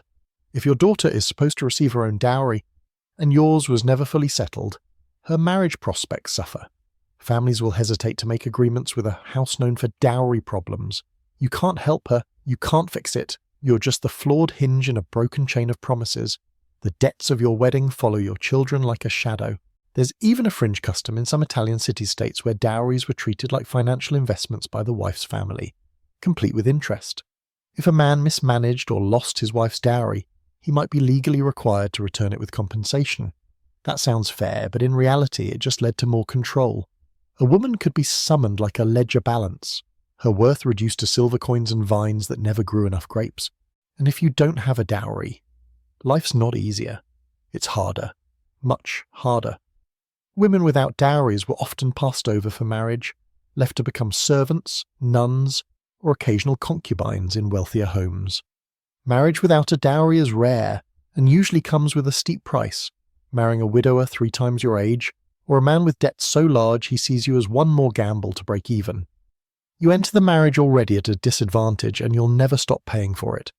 There's scholarly debate around whether dowries truly empowered women if they gave them leverage, independence, a kind of economic identity, or whether they were just another form of transactional control. Some argue that a large dowry gave women social weight, especially widows managing estates. Others say that value only lasted as long as their usefulness did. After all, a powerful dowry doesn't protect you from childbirth, from plague, or from a husband who sees you as a bad bet gone sour. So here you are, sitting at the table with your hands folded tightly, listening to your husband argue with your brother over how many sacks of barley were owed in the 5th year of marriage. You feel invisible, like a ledger in human form. You remember your wedding day, how the priest said this was a union of souls, but no one's talking about souls now, just land and labour and livestock that may or may not have been delivered. You glance at your daughter playing on the floor and wonder if this will be her fate too. It's early, and already your breath clouds the air as you step outside. The sun barely touches the thatch roofs, but you're up, as always, before it. Today's not a market day, not a feast, not anything special, but you're still moving like it is, because your life isn't just tethered to your husband or your household, it's also tied to the land. Feudal obligations don't pause because you're tired. In the Middle Ages, your marriage isn't just about domestic duty, it's about your place in the feudal web, a system so layered and convoluted that even the chickens seem confused. You married into this structure, whether you understood it at the altar or not. Your husband's obligations to his lord are now your obligations. If he owes labour, so do you, whether directly or indirectly. If your family holds land, there are taxes, tithes, and expected services that weave through your days like a second job you can't quit. You're not a peasant, not exactly, but you're not free either. Your time is borrowed from someone richer, more powerful, and more distant than you'll ever get to be, and you feel that every time you touch a hoe, hand over grain, or hear hoofbeats near the manor. If you're married to a smallholder or a serf, the lord owns the land, and your family merely uses it, pays for it in work or product. That means when your husband is summoned to dig ditches, repair a bridge, or join a hunting party for the local baron's entertainment, you pick up the slack. You harvest alone, you gather wood alone, you carry the burden while he does his time for a man you'll probably never speak to. If your husband shirks those duties, the whole family pays, sometimes literally, sometimes with livestock, sometimes with eviction. And if you're noble, it doesn't get easier. Your husband holds the land from someone even higher on the food chain, and those obligations are grander. Knights owed for military service, hosting royal messengers, sending supplies during a campaign. You don't do the labour yourself, but you manage the mess when the accounts come due. You oversee the stores, you scold the steward. You redirect the panic inward, arranging a feast while knowing the flour is running low and the cook is half drunk on cider. Your husband rides off with his men, proudly fulfilling his duty, while you try to keep the manor from collapsing under bad math and worse tempers. And God help you during war. If your husband is called to serve in the king's levy, he goes. No questions. That leaves you, again, managing alone. And it's not like he's paid much or at all. War is often a prestige obligation, not a profitable one. If he dies in battle or is taken prisoner and ransomed, you may have to raise that ransom. Nobles sell off land for this, peasants beg, gut women end up indentured or turn to begging themselves. The land doesn't care that you're grieving, it still expects rent. You begin to see the pattern. Your marriage isn't just a personal connection, it's a business contract with the land itself, one with terms and expectations that reach beyond you. Every harvest, every tax, every failed crop pulls at your home, and it doesn't take much to collapse everything. One dry summer, one infestation, One greedy lord who decides your husband's time is worth more than his own dignity. Suddenly you're behind on your dues, and when the bailiff comes knocking, he doesn't ask for explanations, he asks for payment. Here's a bleak little historical detail. In some regions, if a married couple failed to pay their labour tax, the wife could be punished directly. She could be made to carry stones for church construction or clean waste from public streets, not the husband, her. Because the household was one unit, and that unit's debts were collected through the most available body. You, covered in mud, paying your husband's debt while he's drinking in a neighbouring village. It happened, but maybe you're not poor. Maybe you've managed to keep up. Still, your marriage is shaped by the rhythms of obligation. If your husband is granted new land by the local lord, it means celebration, but also expectation. You suddenly owe more in gifts, more in tribute, more in harvest. Your husband might be proud you see only more laundry, more children to keep in line, more labourers to feed. The more you succeed, the more the system tightens its grip. Some women find loopholes, widows especially. When a husband dies, the land he held may pass temporarily to his wife, until a male heir comes of age. It's a window of independence, narrow but real. Some widows run estates better than their husbands ever did. They negotiate dues, manage tenants, even resist unfair demands, but their power is always provisional. One wrong move, one remarriage, one male relative who feels entitled, and it vanishes. And if you're married to a merchant or a tradesman, you escape the land, but not the system. Guilds control your fate instead of lords. Your husband owes dues and participation. You're expected to support his work, sell goods, keep the books, even take over the stall if he's away. But again, none of this earns you a title. You're not merchant, you're merchant's wife. You do the labour, but his name is on the ledger. There's a scholarly argument about whether women resented these roles or found meaning in them. Some historians point to records of wives who managed households with real pride, who kept the family afloat, who earned respect from tenants and neighbours alike. Others argue that this power was still deeply constrained, more about duty than choice. But in either case, the feudal structure shaped the marriage itself. It wasn't just background noise, it was the stage, the script, and the audience. You wipe your hands on your apron as your husband returns from the manor, face flushed, saying the Lord has demanded more grain this season. You nod. You don't scream, though your stomach twists. You go to the storeroom, take stock, and start calculating. Because that's what you do. That's what you have to do. You're married not just to a man, but to a system that sees your marriage as a cog in its great wooden machine. And whether the land is fair or not, it still has to be fed. Not all marriages look the same. You learn this slowly over years by watching others, overhearing gossip at the well, catching the tone of a heated argument drifting from an open window, listening to the way someone says their spouse's name like it's a burden they've carried for far too long. The shape of marriage changes depending on who you are. Where you fall on the social ladder defines how high you can raise your voice, how many meals you cook each day, whether you sleep in linen or straw, and in many cases, whether you survive at all. Because in the Middle Ages, love isn't blind, it sees class in perfect detail. If you're a peasant, your marriage is work. That's it. There's no gilded ceremony, no embroidered veil or parchment signed with wax and flourished Latin. You get married outside the church, sometimes literally at the church door, with a priest muttering a rushed blessing before hurrying inside to deal with more pressing matters. You might not even have rings, just hand-fasting, fingers tied together with a ribbon, a symbolic nod to a bond that's more about managing goats and sowing barley than writing sonnets. There's no honeymoon, there's just life. You wake up the next morning in a room that smells of smoke and damp wool, with a thatched roof that leaks when it rains and a floor that's more mud than wood. Your bed is a pile of straw shared with children, a dog, maybe a chicken or two. You and your spouse begin each day in tandem without ceremony. He in the fields, you at the hearth, both of you trying not to freeze or starve or die of infected blisters. There is no romance in this routine, but there might be a strange kind of affection, forged in fatigue and mutual struggle. You may talk, laugh, bicker, or sit in silence. He might be kind, he might not. You're bound together because that's what survival demands. And if he dies, you remarry quickly, sooner than you'd like, because you have to, not for love, for the plough, for the grain harvest, for the children. Peasant marriages are built on necessity, and that necessity does not wait for grief to finish its work. But if you're noble, your marriage is a performance, an event, a moment of political maneuvering so dense you'd think it was orchestrated by a team of chess players with ancestral grudges.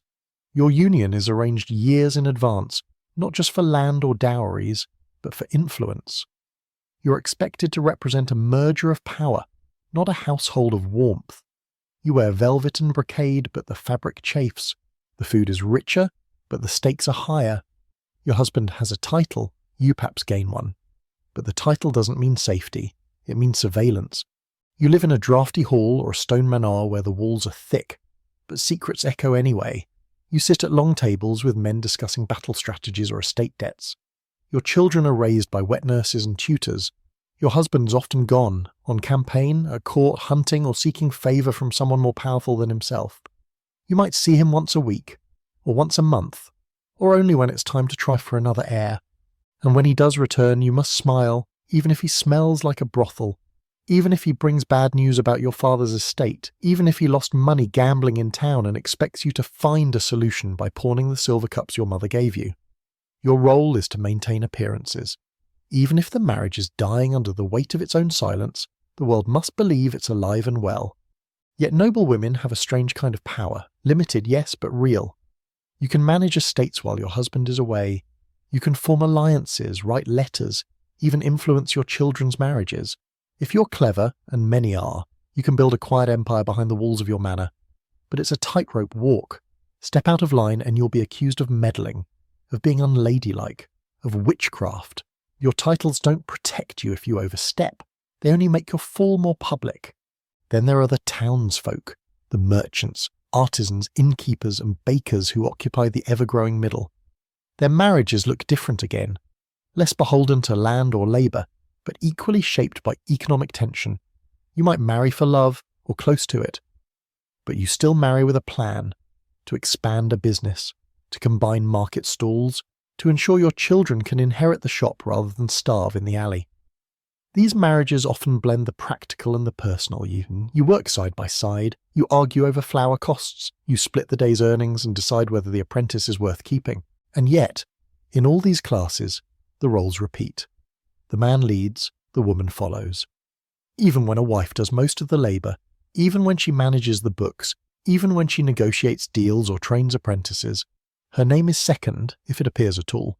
She is wife of the butcher, lady of the manor, and mother of 6. Her identity is filtered through her function. There's a scholarly debate about whether peasant women were better off in some ways, closer to their husbands, more equal in day-to-day labour than noble women. Some argue that the proximity and shared struggle allowed for real connection, even love. Others say that hardship doesn't breed equality, it just spreads suffering evenly. After all, being beaten by a poor husband hurts just as much as being ignored by a rich one. You watch another couple at the well. She laughs, gently elbows him. He touches her back as she lifts the bucket. It's a simple gesture. No gold, no feast, no contract signed in blood and wax, just tenderness, maybe even a love. It's rare. Not impossible, but rare. And for a moment you let yourself wonder what it would have been like if that had been your story. If you had married not for land or debt or duty, but for joy. Then the thought drifts away because joy doesn't churn butter or stitch wounds or keep the roof from leaking. You head home. Your house waits, the hearth warm. Your husband's there, or maybe he's not. Either way, the structure holds. The marriage endures. Whether you're wearing linen or silk, whether you sleep on straw or goose feathers, the demands are the same. Show up, endure, smile when watched, serve until the end. If you think your marriage is complicated, try being married and royal. Suddenly your personal life becomes a chessboard with 1,000 pieces, most of them poisoned and none of them yours to move. You don't just marry a man, you marry a crown, a country, an army, 100 squabbling advisors, and a parade of cousins you'd rather not meet, let alone sleep near. If you're born into nobility and your blood is just pure enough, congratulations. Your marriage isn't about affection, it's about alliances, and your wedding night might very well decide the fate of kingdoms. Royal marriages are spectacle and strategy, not sentiment. You could be betrothed at 6, married at 12, a queen by 14, and a widow before your 16th birthday. These unions are forged not in love but in treaties, signed by men who see you as a political solution wrapped in embroidery. If your kingdom needs peace with its neighbour, you're the offering. If your father wants a better trade deal, you're the price. You're not the reward, you're the bribe. And heaven help you if you're attractive, or worse, clever. An attractive royal bride is expected to be docile, lovely, and endlessly fertile. A clever one? She's a threat. Too much wit and you're accused of scheming. Too many questions and they'll say you're meddling in affairs that don't concern you. But what they really mean is, we don't trust a woman who thinks, so you learn to smile with your mouth but not your eyes. You master the art of speaking without saying anything. You become fluent in diplomacy, which is to say, disguise. Your wedding will be lavish. Crowds will line the streets, waving flowers and shouting blessings, while secretly placing bets on how long your new husband will take to find a mistress. You're dressed in the finest imported silks, your hair woven with gold thread, your neck weighed down by heirloom jewels. The bishop performs the ceremony while half the court whispers about your dowry. And your soon-to-be husband? He might be older, or younger, or ugly, or drunk, or kind. You have no idea. You probably haven't seen him alone for more than 5 minutes. But none of that matters. He's yours now. Or rather, you're his. Afterward comes the grand feast, where you pretend to eat while praying no one notices your hand shaking. Then the procession to the bedchamber. And yes, sometimes there are witnesses, even among royals. In fact, especially among royals. There are records of kings and queens being encouraged to consummate their marriage immediately after the ceremony, while noblemen stood outside the room listening. In some cases, they inspected the sheets the next morning looking for proof of virginity and fertility. If that sounds invasive, it is, but it was considered crucial evidence for future inheritance claims. Because what's a royal marriage without children? Useless. A failed alliance. A political embarrassment. The pressure to produce an heir is suffocating, and not just an heir, a male heir. Your first pregnancy is a public affair. People offer you charms, prayers, even poems begging you to give the king a son. Your body becomes a national project. If you miscarry, it's a scandal. If you give birth to a daughter, it's a disappointment. If the child dies young, and they often do, people murmur that God is displeased. And guess who they think he's mad at? Not the king? You smile through it all. At banquets, at court, during church services. You learn to hide grief behind lace. When your child dies, you weep into linens embroidered with your family crest. The wet nurse is replaced. The priest says it was God's will. Your husband barely notices. He's already planning his next hunting trip or staring too long at the new lady in waiting. And if he takes mistresses, no one bats an eye. It's accepted. His virility is praised even when it's pointed in the wrong direction. You so much as exchange glances with a courtier, and you're summoned before the confessor for penance, or worse. Still, some royal women play the game brilliantly. They use their position to influence policy, sway advisors, and make deals behind the scenes. Eleanor of Aquitaine, for example, ruled as both Queen of France and Queen of England, and was known to outwit kings and command armies. But for every Eleanor, there are 10 others who vanish, sick, silenced, or strategically forgotten. Many royal wives are sent to distant castles for their health, or tucked away in convents when their usefulness ends. Marriage is power, but power for a woman is always borrowed, and always at risk of being revoked. Here's a particularly grim fringe fact. Some royal marriages were never consummated due to age differences or health issues, but were still politically valid. In one case, a French princess married at age 7 was widowed before she turned 10. Her husband died before the marriage was ever physical, yet she was still considered used, and thus less desirable for future unions. Her status was permanently affected by a marriage that existed only on parchment and in name. She later entered a convent, not because she wanted to, but because no one else wanted her. Even when your marriage lasts, your power is tied to your husband's favour. If he loves you, or at least respects you, you might get some influence at court. If he doesn't, you're an ornament, a statue in a cold corridor. And if he dies and your son is too young to rule, you might serve as regent, essentially queen in all but name. But don't celebrate too quickly. Every decision you make will be second-guessed. Every male advisor will assume he knows better. If anything goes wrong, it's your fault. If everything goes right, it was divine providence. Historians debate whether royal women were pawns or players. The truth is, they were both. Some leaned into the system and found power in its shadows. Others were chewed up by it, married off, forgotten, locked away when their uterus no longer held political value. The crown is heavy, and when you're a royal wife, you're expected to wear it with grace, even when it's crushing your spine. You walk through the castle gardens, hand resting on your belly, counting the days until the next birth. You know the midwife will tell the court whether the baby has the right number of parts. You know the courtiers will toast your success or whisper curses behind fans if you fail. You smile at the guards, nod to the chaplain, and try not to scream, because being royal doesn't mean you're free. It just means that your cage has better drapes. When you first married, you imagined you'd grow old together, that maybe, after all the duty and the drudgery, there'd be peace waiting at the end. A quiet house, a warm fire, a seat beside each other as the sun set across the fields. That's what the stories hinted at. If not love, then at least companionship. But now you're older, your bones ache in the cold and your hair's streaked with grey. You've made it through the worst, or so you think. But marriage in the Middle Ages doesn't end with age. It just changes shape, and not always for the better. Aging is not kind to women in your world. While your husband might be seen as distinguished with his lined face and thinning hair, your own age is a curse. You're no longer fertile, which means you're no longer useful, at least not in the way society values. You've moved from childbearing wife to invisible matron, someone tolerated but no longer praised. Your opinions, already measured carefully in youth, are now considered irrelevant. And if you dare speak them, you're brushed off like dust. Your husband still has authority. That doesn't change. Even if he can't hear well, even if his hands shake when he drinks, even if he forgets your name at times, he's still the master of the house. You might run it more than ever now, especially if he's slowed or sick, but you do so without official recognition. You're still the wife, not the head. He gets credit for decisions you made. He gets the thanks. You get the questions when things go wrong.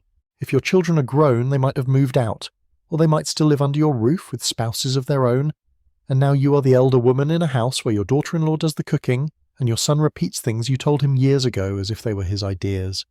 You try to smile through it. Sometimes you even succeed, but the shift is clear. Your season has passed. You are no longer the centre of the household. You're a border, a boundary, something to work around.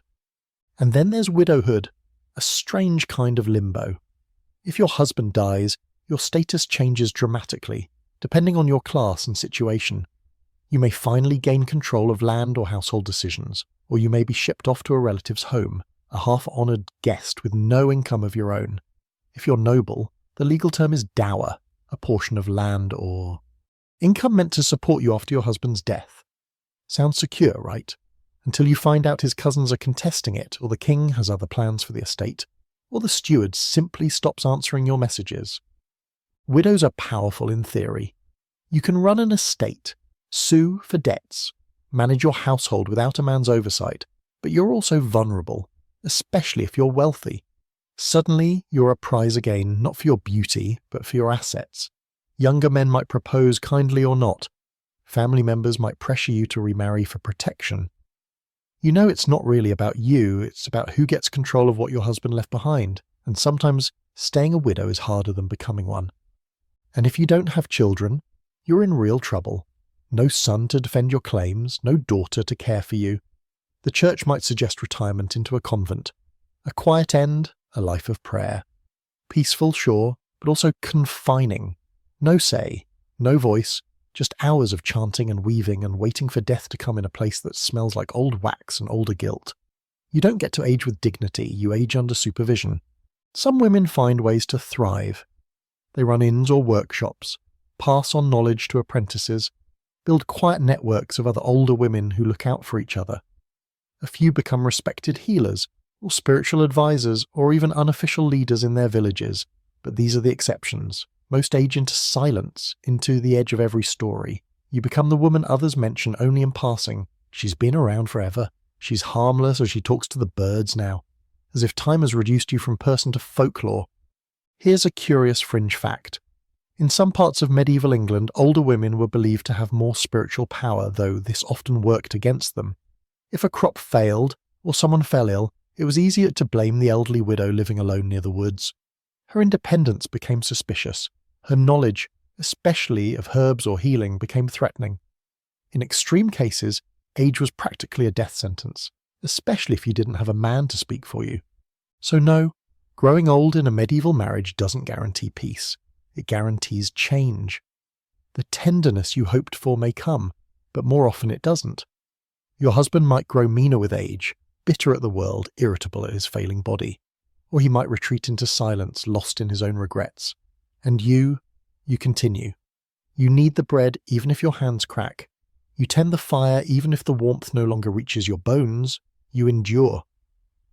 Some scholars argue that older medieval couples grew closer in time, having survived life's worst storms together, that maybe they found affection in the rhythm of shared survival.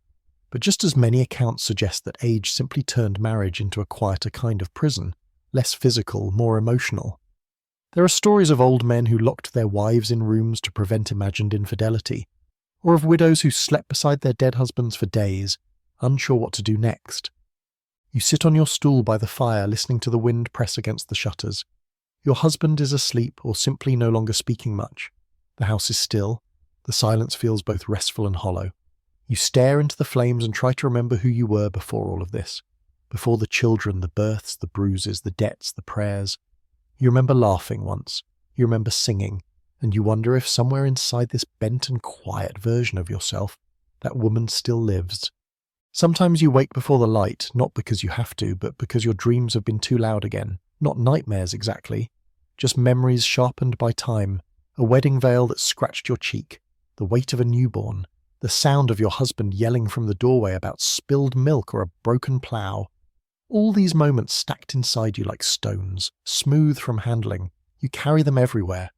And on mornings like this, when the fire's gone out and your knees ache, they feel heavier than usual. You dress slowly now. Your fingers aren't what they used to be. Laces and knots take longer, and sometimes you don't bother tightening your bodice at all. Who's going to notice? Your children are grown. The neighbours you used to gossip with have died or moved. Your husband, if he's still alive, mostly keeps to himself. And the house is quiet in the way old places are quiet. Not some stinken exactly, but filled with breathing wood and shifting rafters. A place with too many echoes and not enough voices. Marriage at this stage is less about partnership and more about proximity. You exist beside someone, not with them. If you speak, it's out of habit. If he responds, it's out of necessity.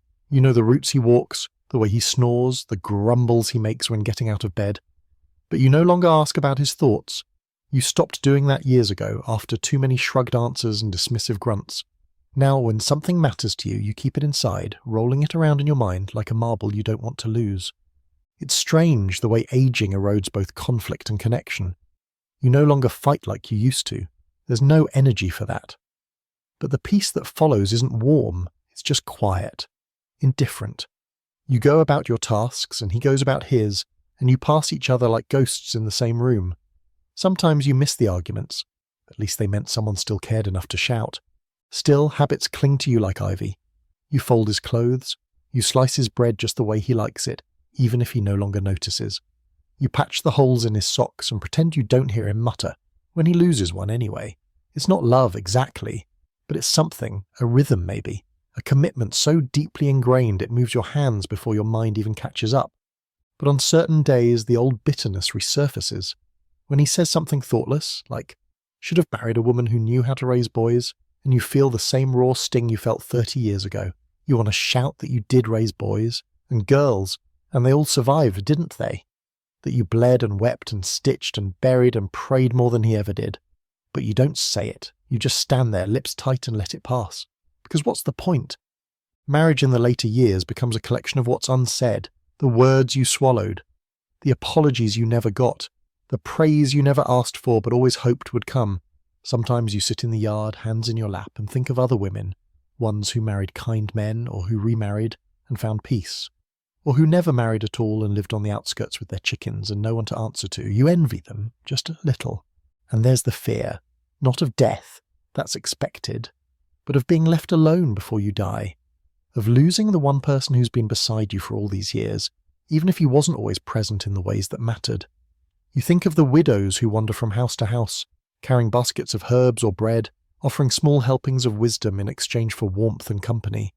You think of the ones sent to convents, stripped of their names and made to pray away their last years in silence. Here's a curious and deeply medieval fringe detail. Some women in their later years would take informal vows of chastity to avoid remarriage after widowhood. They'd swear to God, and sometimes in front of a priest, that they belong now only to the church, even if they weren't nuns. It was a way of saying, I've done my part, no more. And often the church accepted it, gave them a bit of space. It was one of the few choices an aging woman could make that actually stuck. But others weren't so lucky. If your husband died and left no clear heir, your land could be seized. If he left debts, they became your debts. If his family disliked you, which, let's be honest, they probably did, you might find yourself turned out within weeks, replaced by a cousin's daughter or a younger wife brought in to keep the bloodline going. You could spend 40 years in marriage and still be considered temporary. Historians sometimes gloss over this part. We talk about medieval marriage like it ends at childbirth or death, but we skip the long grey space in between, when the children are gone and the harvest isn't as heavy, and all you have left is each other and a list of disappointments you've both learned to keep quiet about. And yet for some couples, something soft grows there. Not love, not really, but maybe something like forgiveness or shared exhaustion, or the quiet comfort of someone who knows exactly where you hide the spare candles. You sit beside the fire, legs tucked beneath your skirt, and glance over at him. He's nodding off in the corner, mouth open, one slipper missing. You remember how fierce he looked when you first met. He doesn't look fierce now. He looks old, small, almost kind. You pick up your knitting and say nothing. He stirs, mumbles something about the woodpile. You nod. The evening passes like that, with nothing said and everything understood. Maybe this is what survival looks like. Not triumph, not joy, but endurance.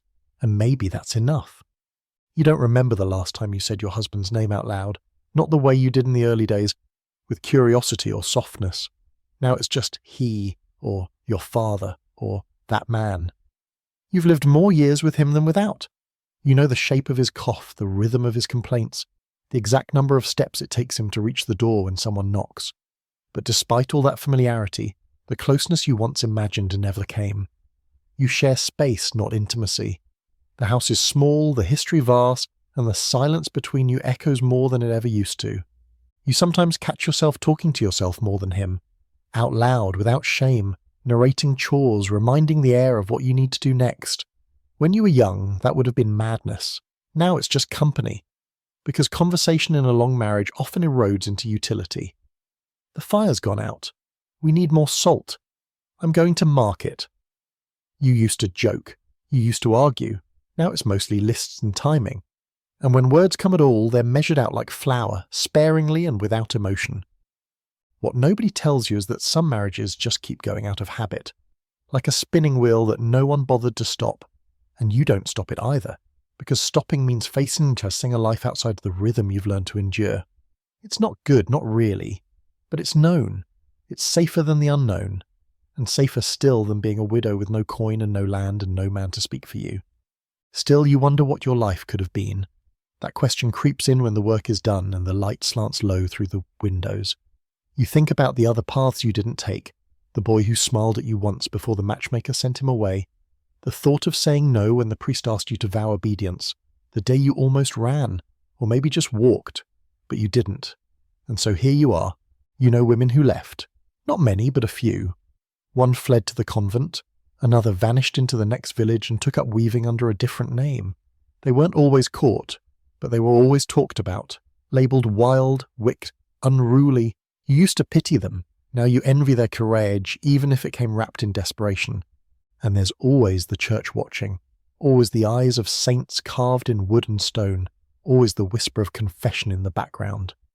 You were taught that marriage was sacred, unbreakable, that your suffering had purpose, that patience was a virtue and obedience a grace. And maybe you believed it once, or maybe you just didn't know how not to believe it.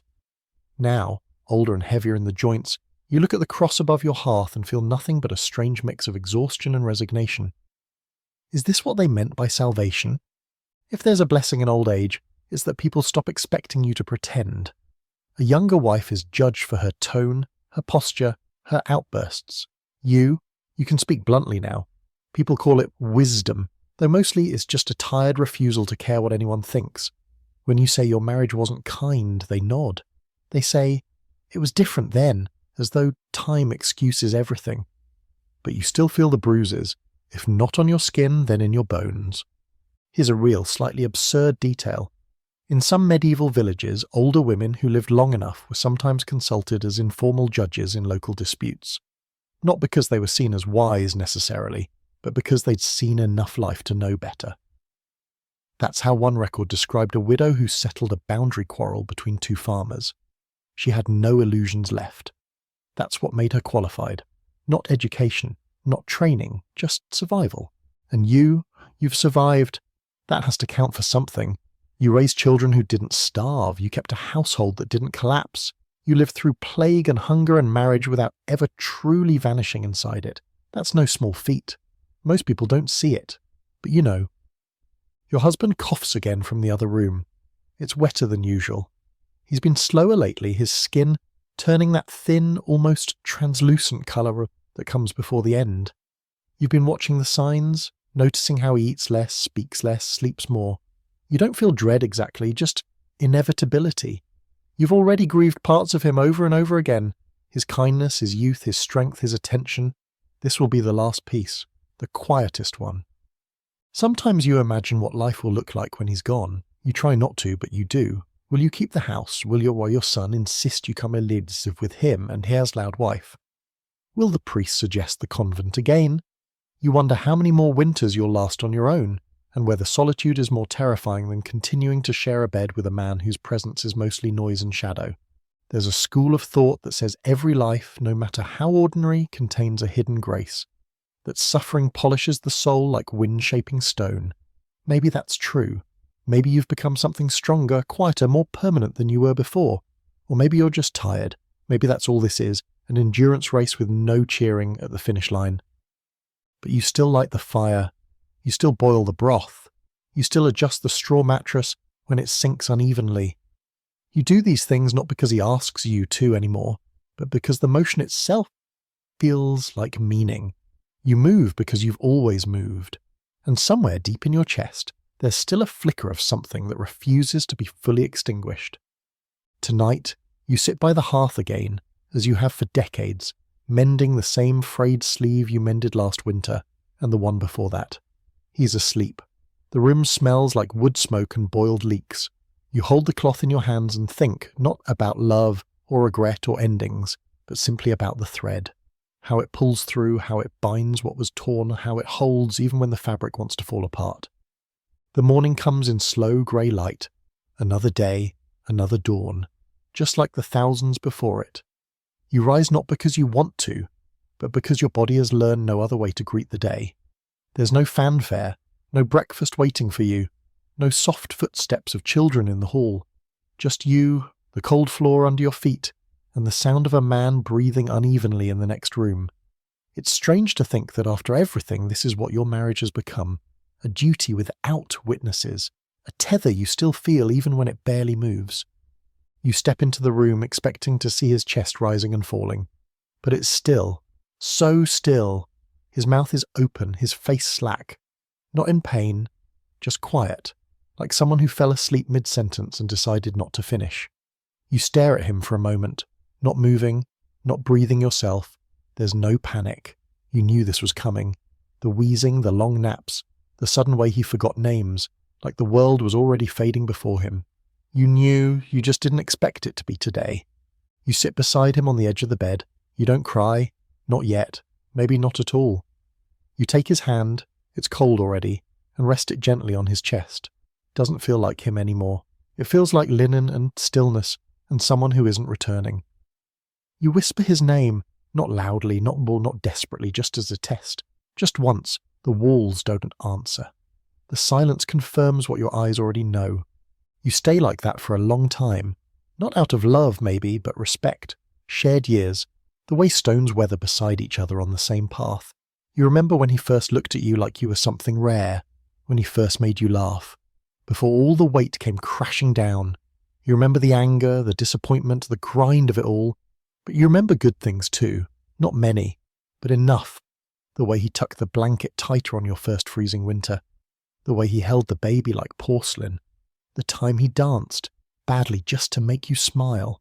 Those memories float to the top now, uninvited but welcome. After a while you rise, you don't scream, you don't collapse, you do what's expected. You fetch the priest, you light a candle, you cover the mirror. These are rituals, but they help. They keep the hands busy while the heart sorts through what it needs to feel. The neighbours come slowly, offering their quiet condolences, bringing loaves and herbs, speaking in low voices, like he's still listening from another room. And you play the part. You nod, you thank them, you sit in the same stiff-backed chair for hours while they talk around you.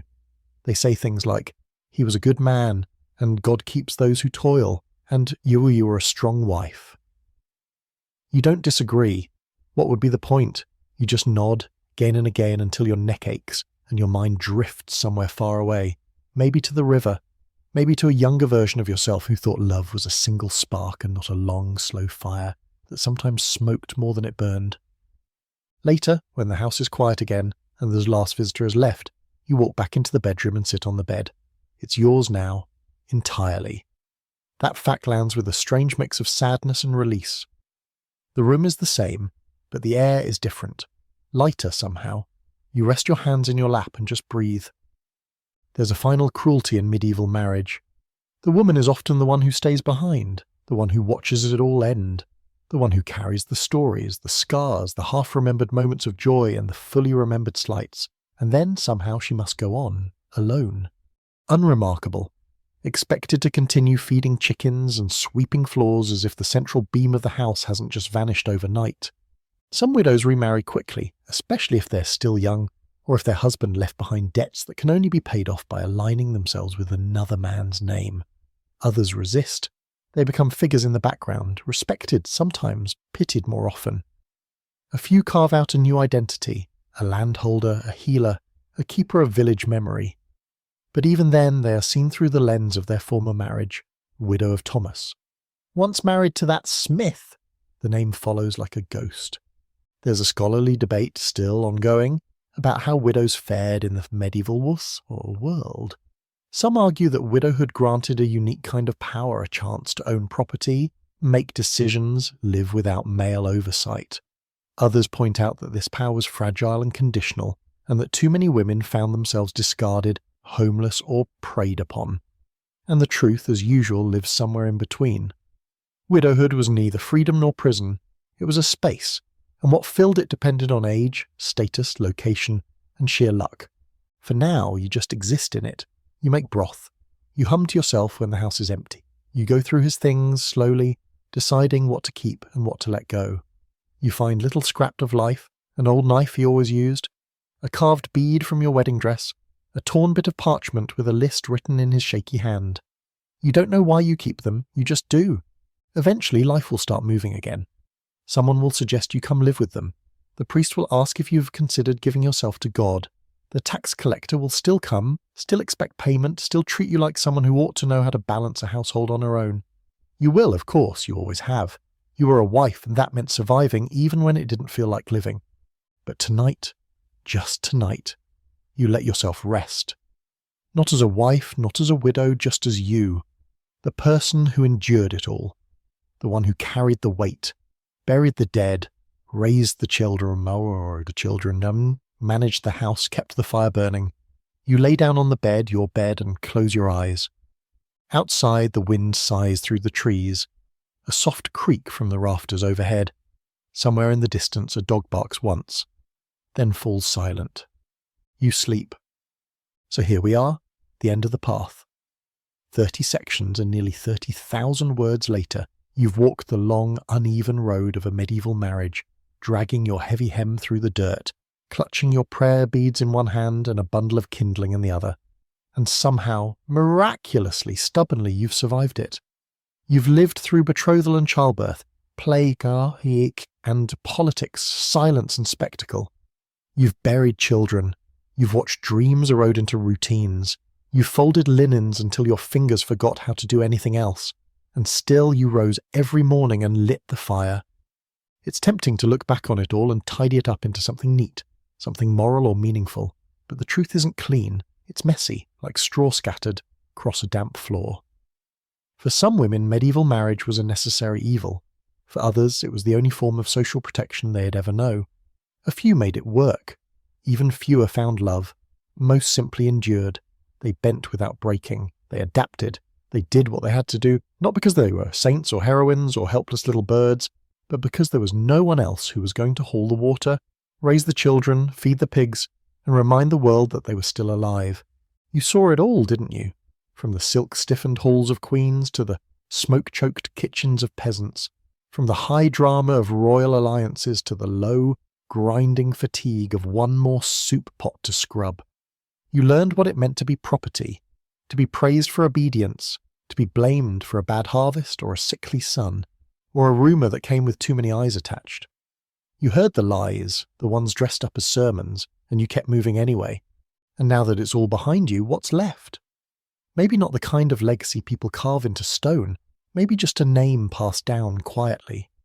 A story whispered by a granddaughter, a recipe that still shows up in someone's bread on cold mornings, or maybe nothing at all, except this feeling you carry in your chest, an ache, a weight, a memory stitched into the bones. But for tonight, none of that matters. You've made it to the end. No more shouting, no more swaddling, no more bargaining with priests or pretending the bruises were accidents. Just this moment, where the wind is soft outside and the room is dark and still and for once entirely your own. So go ahead.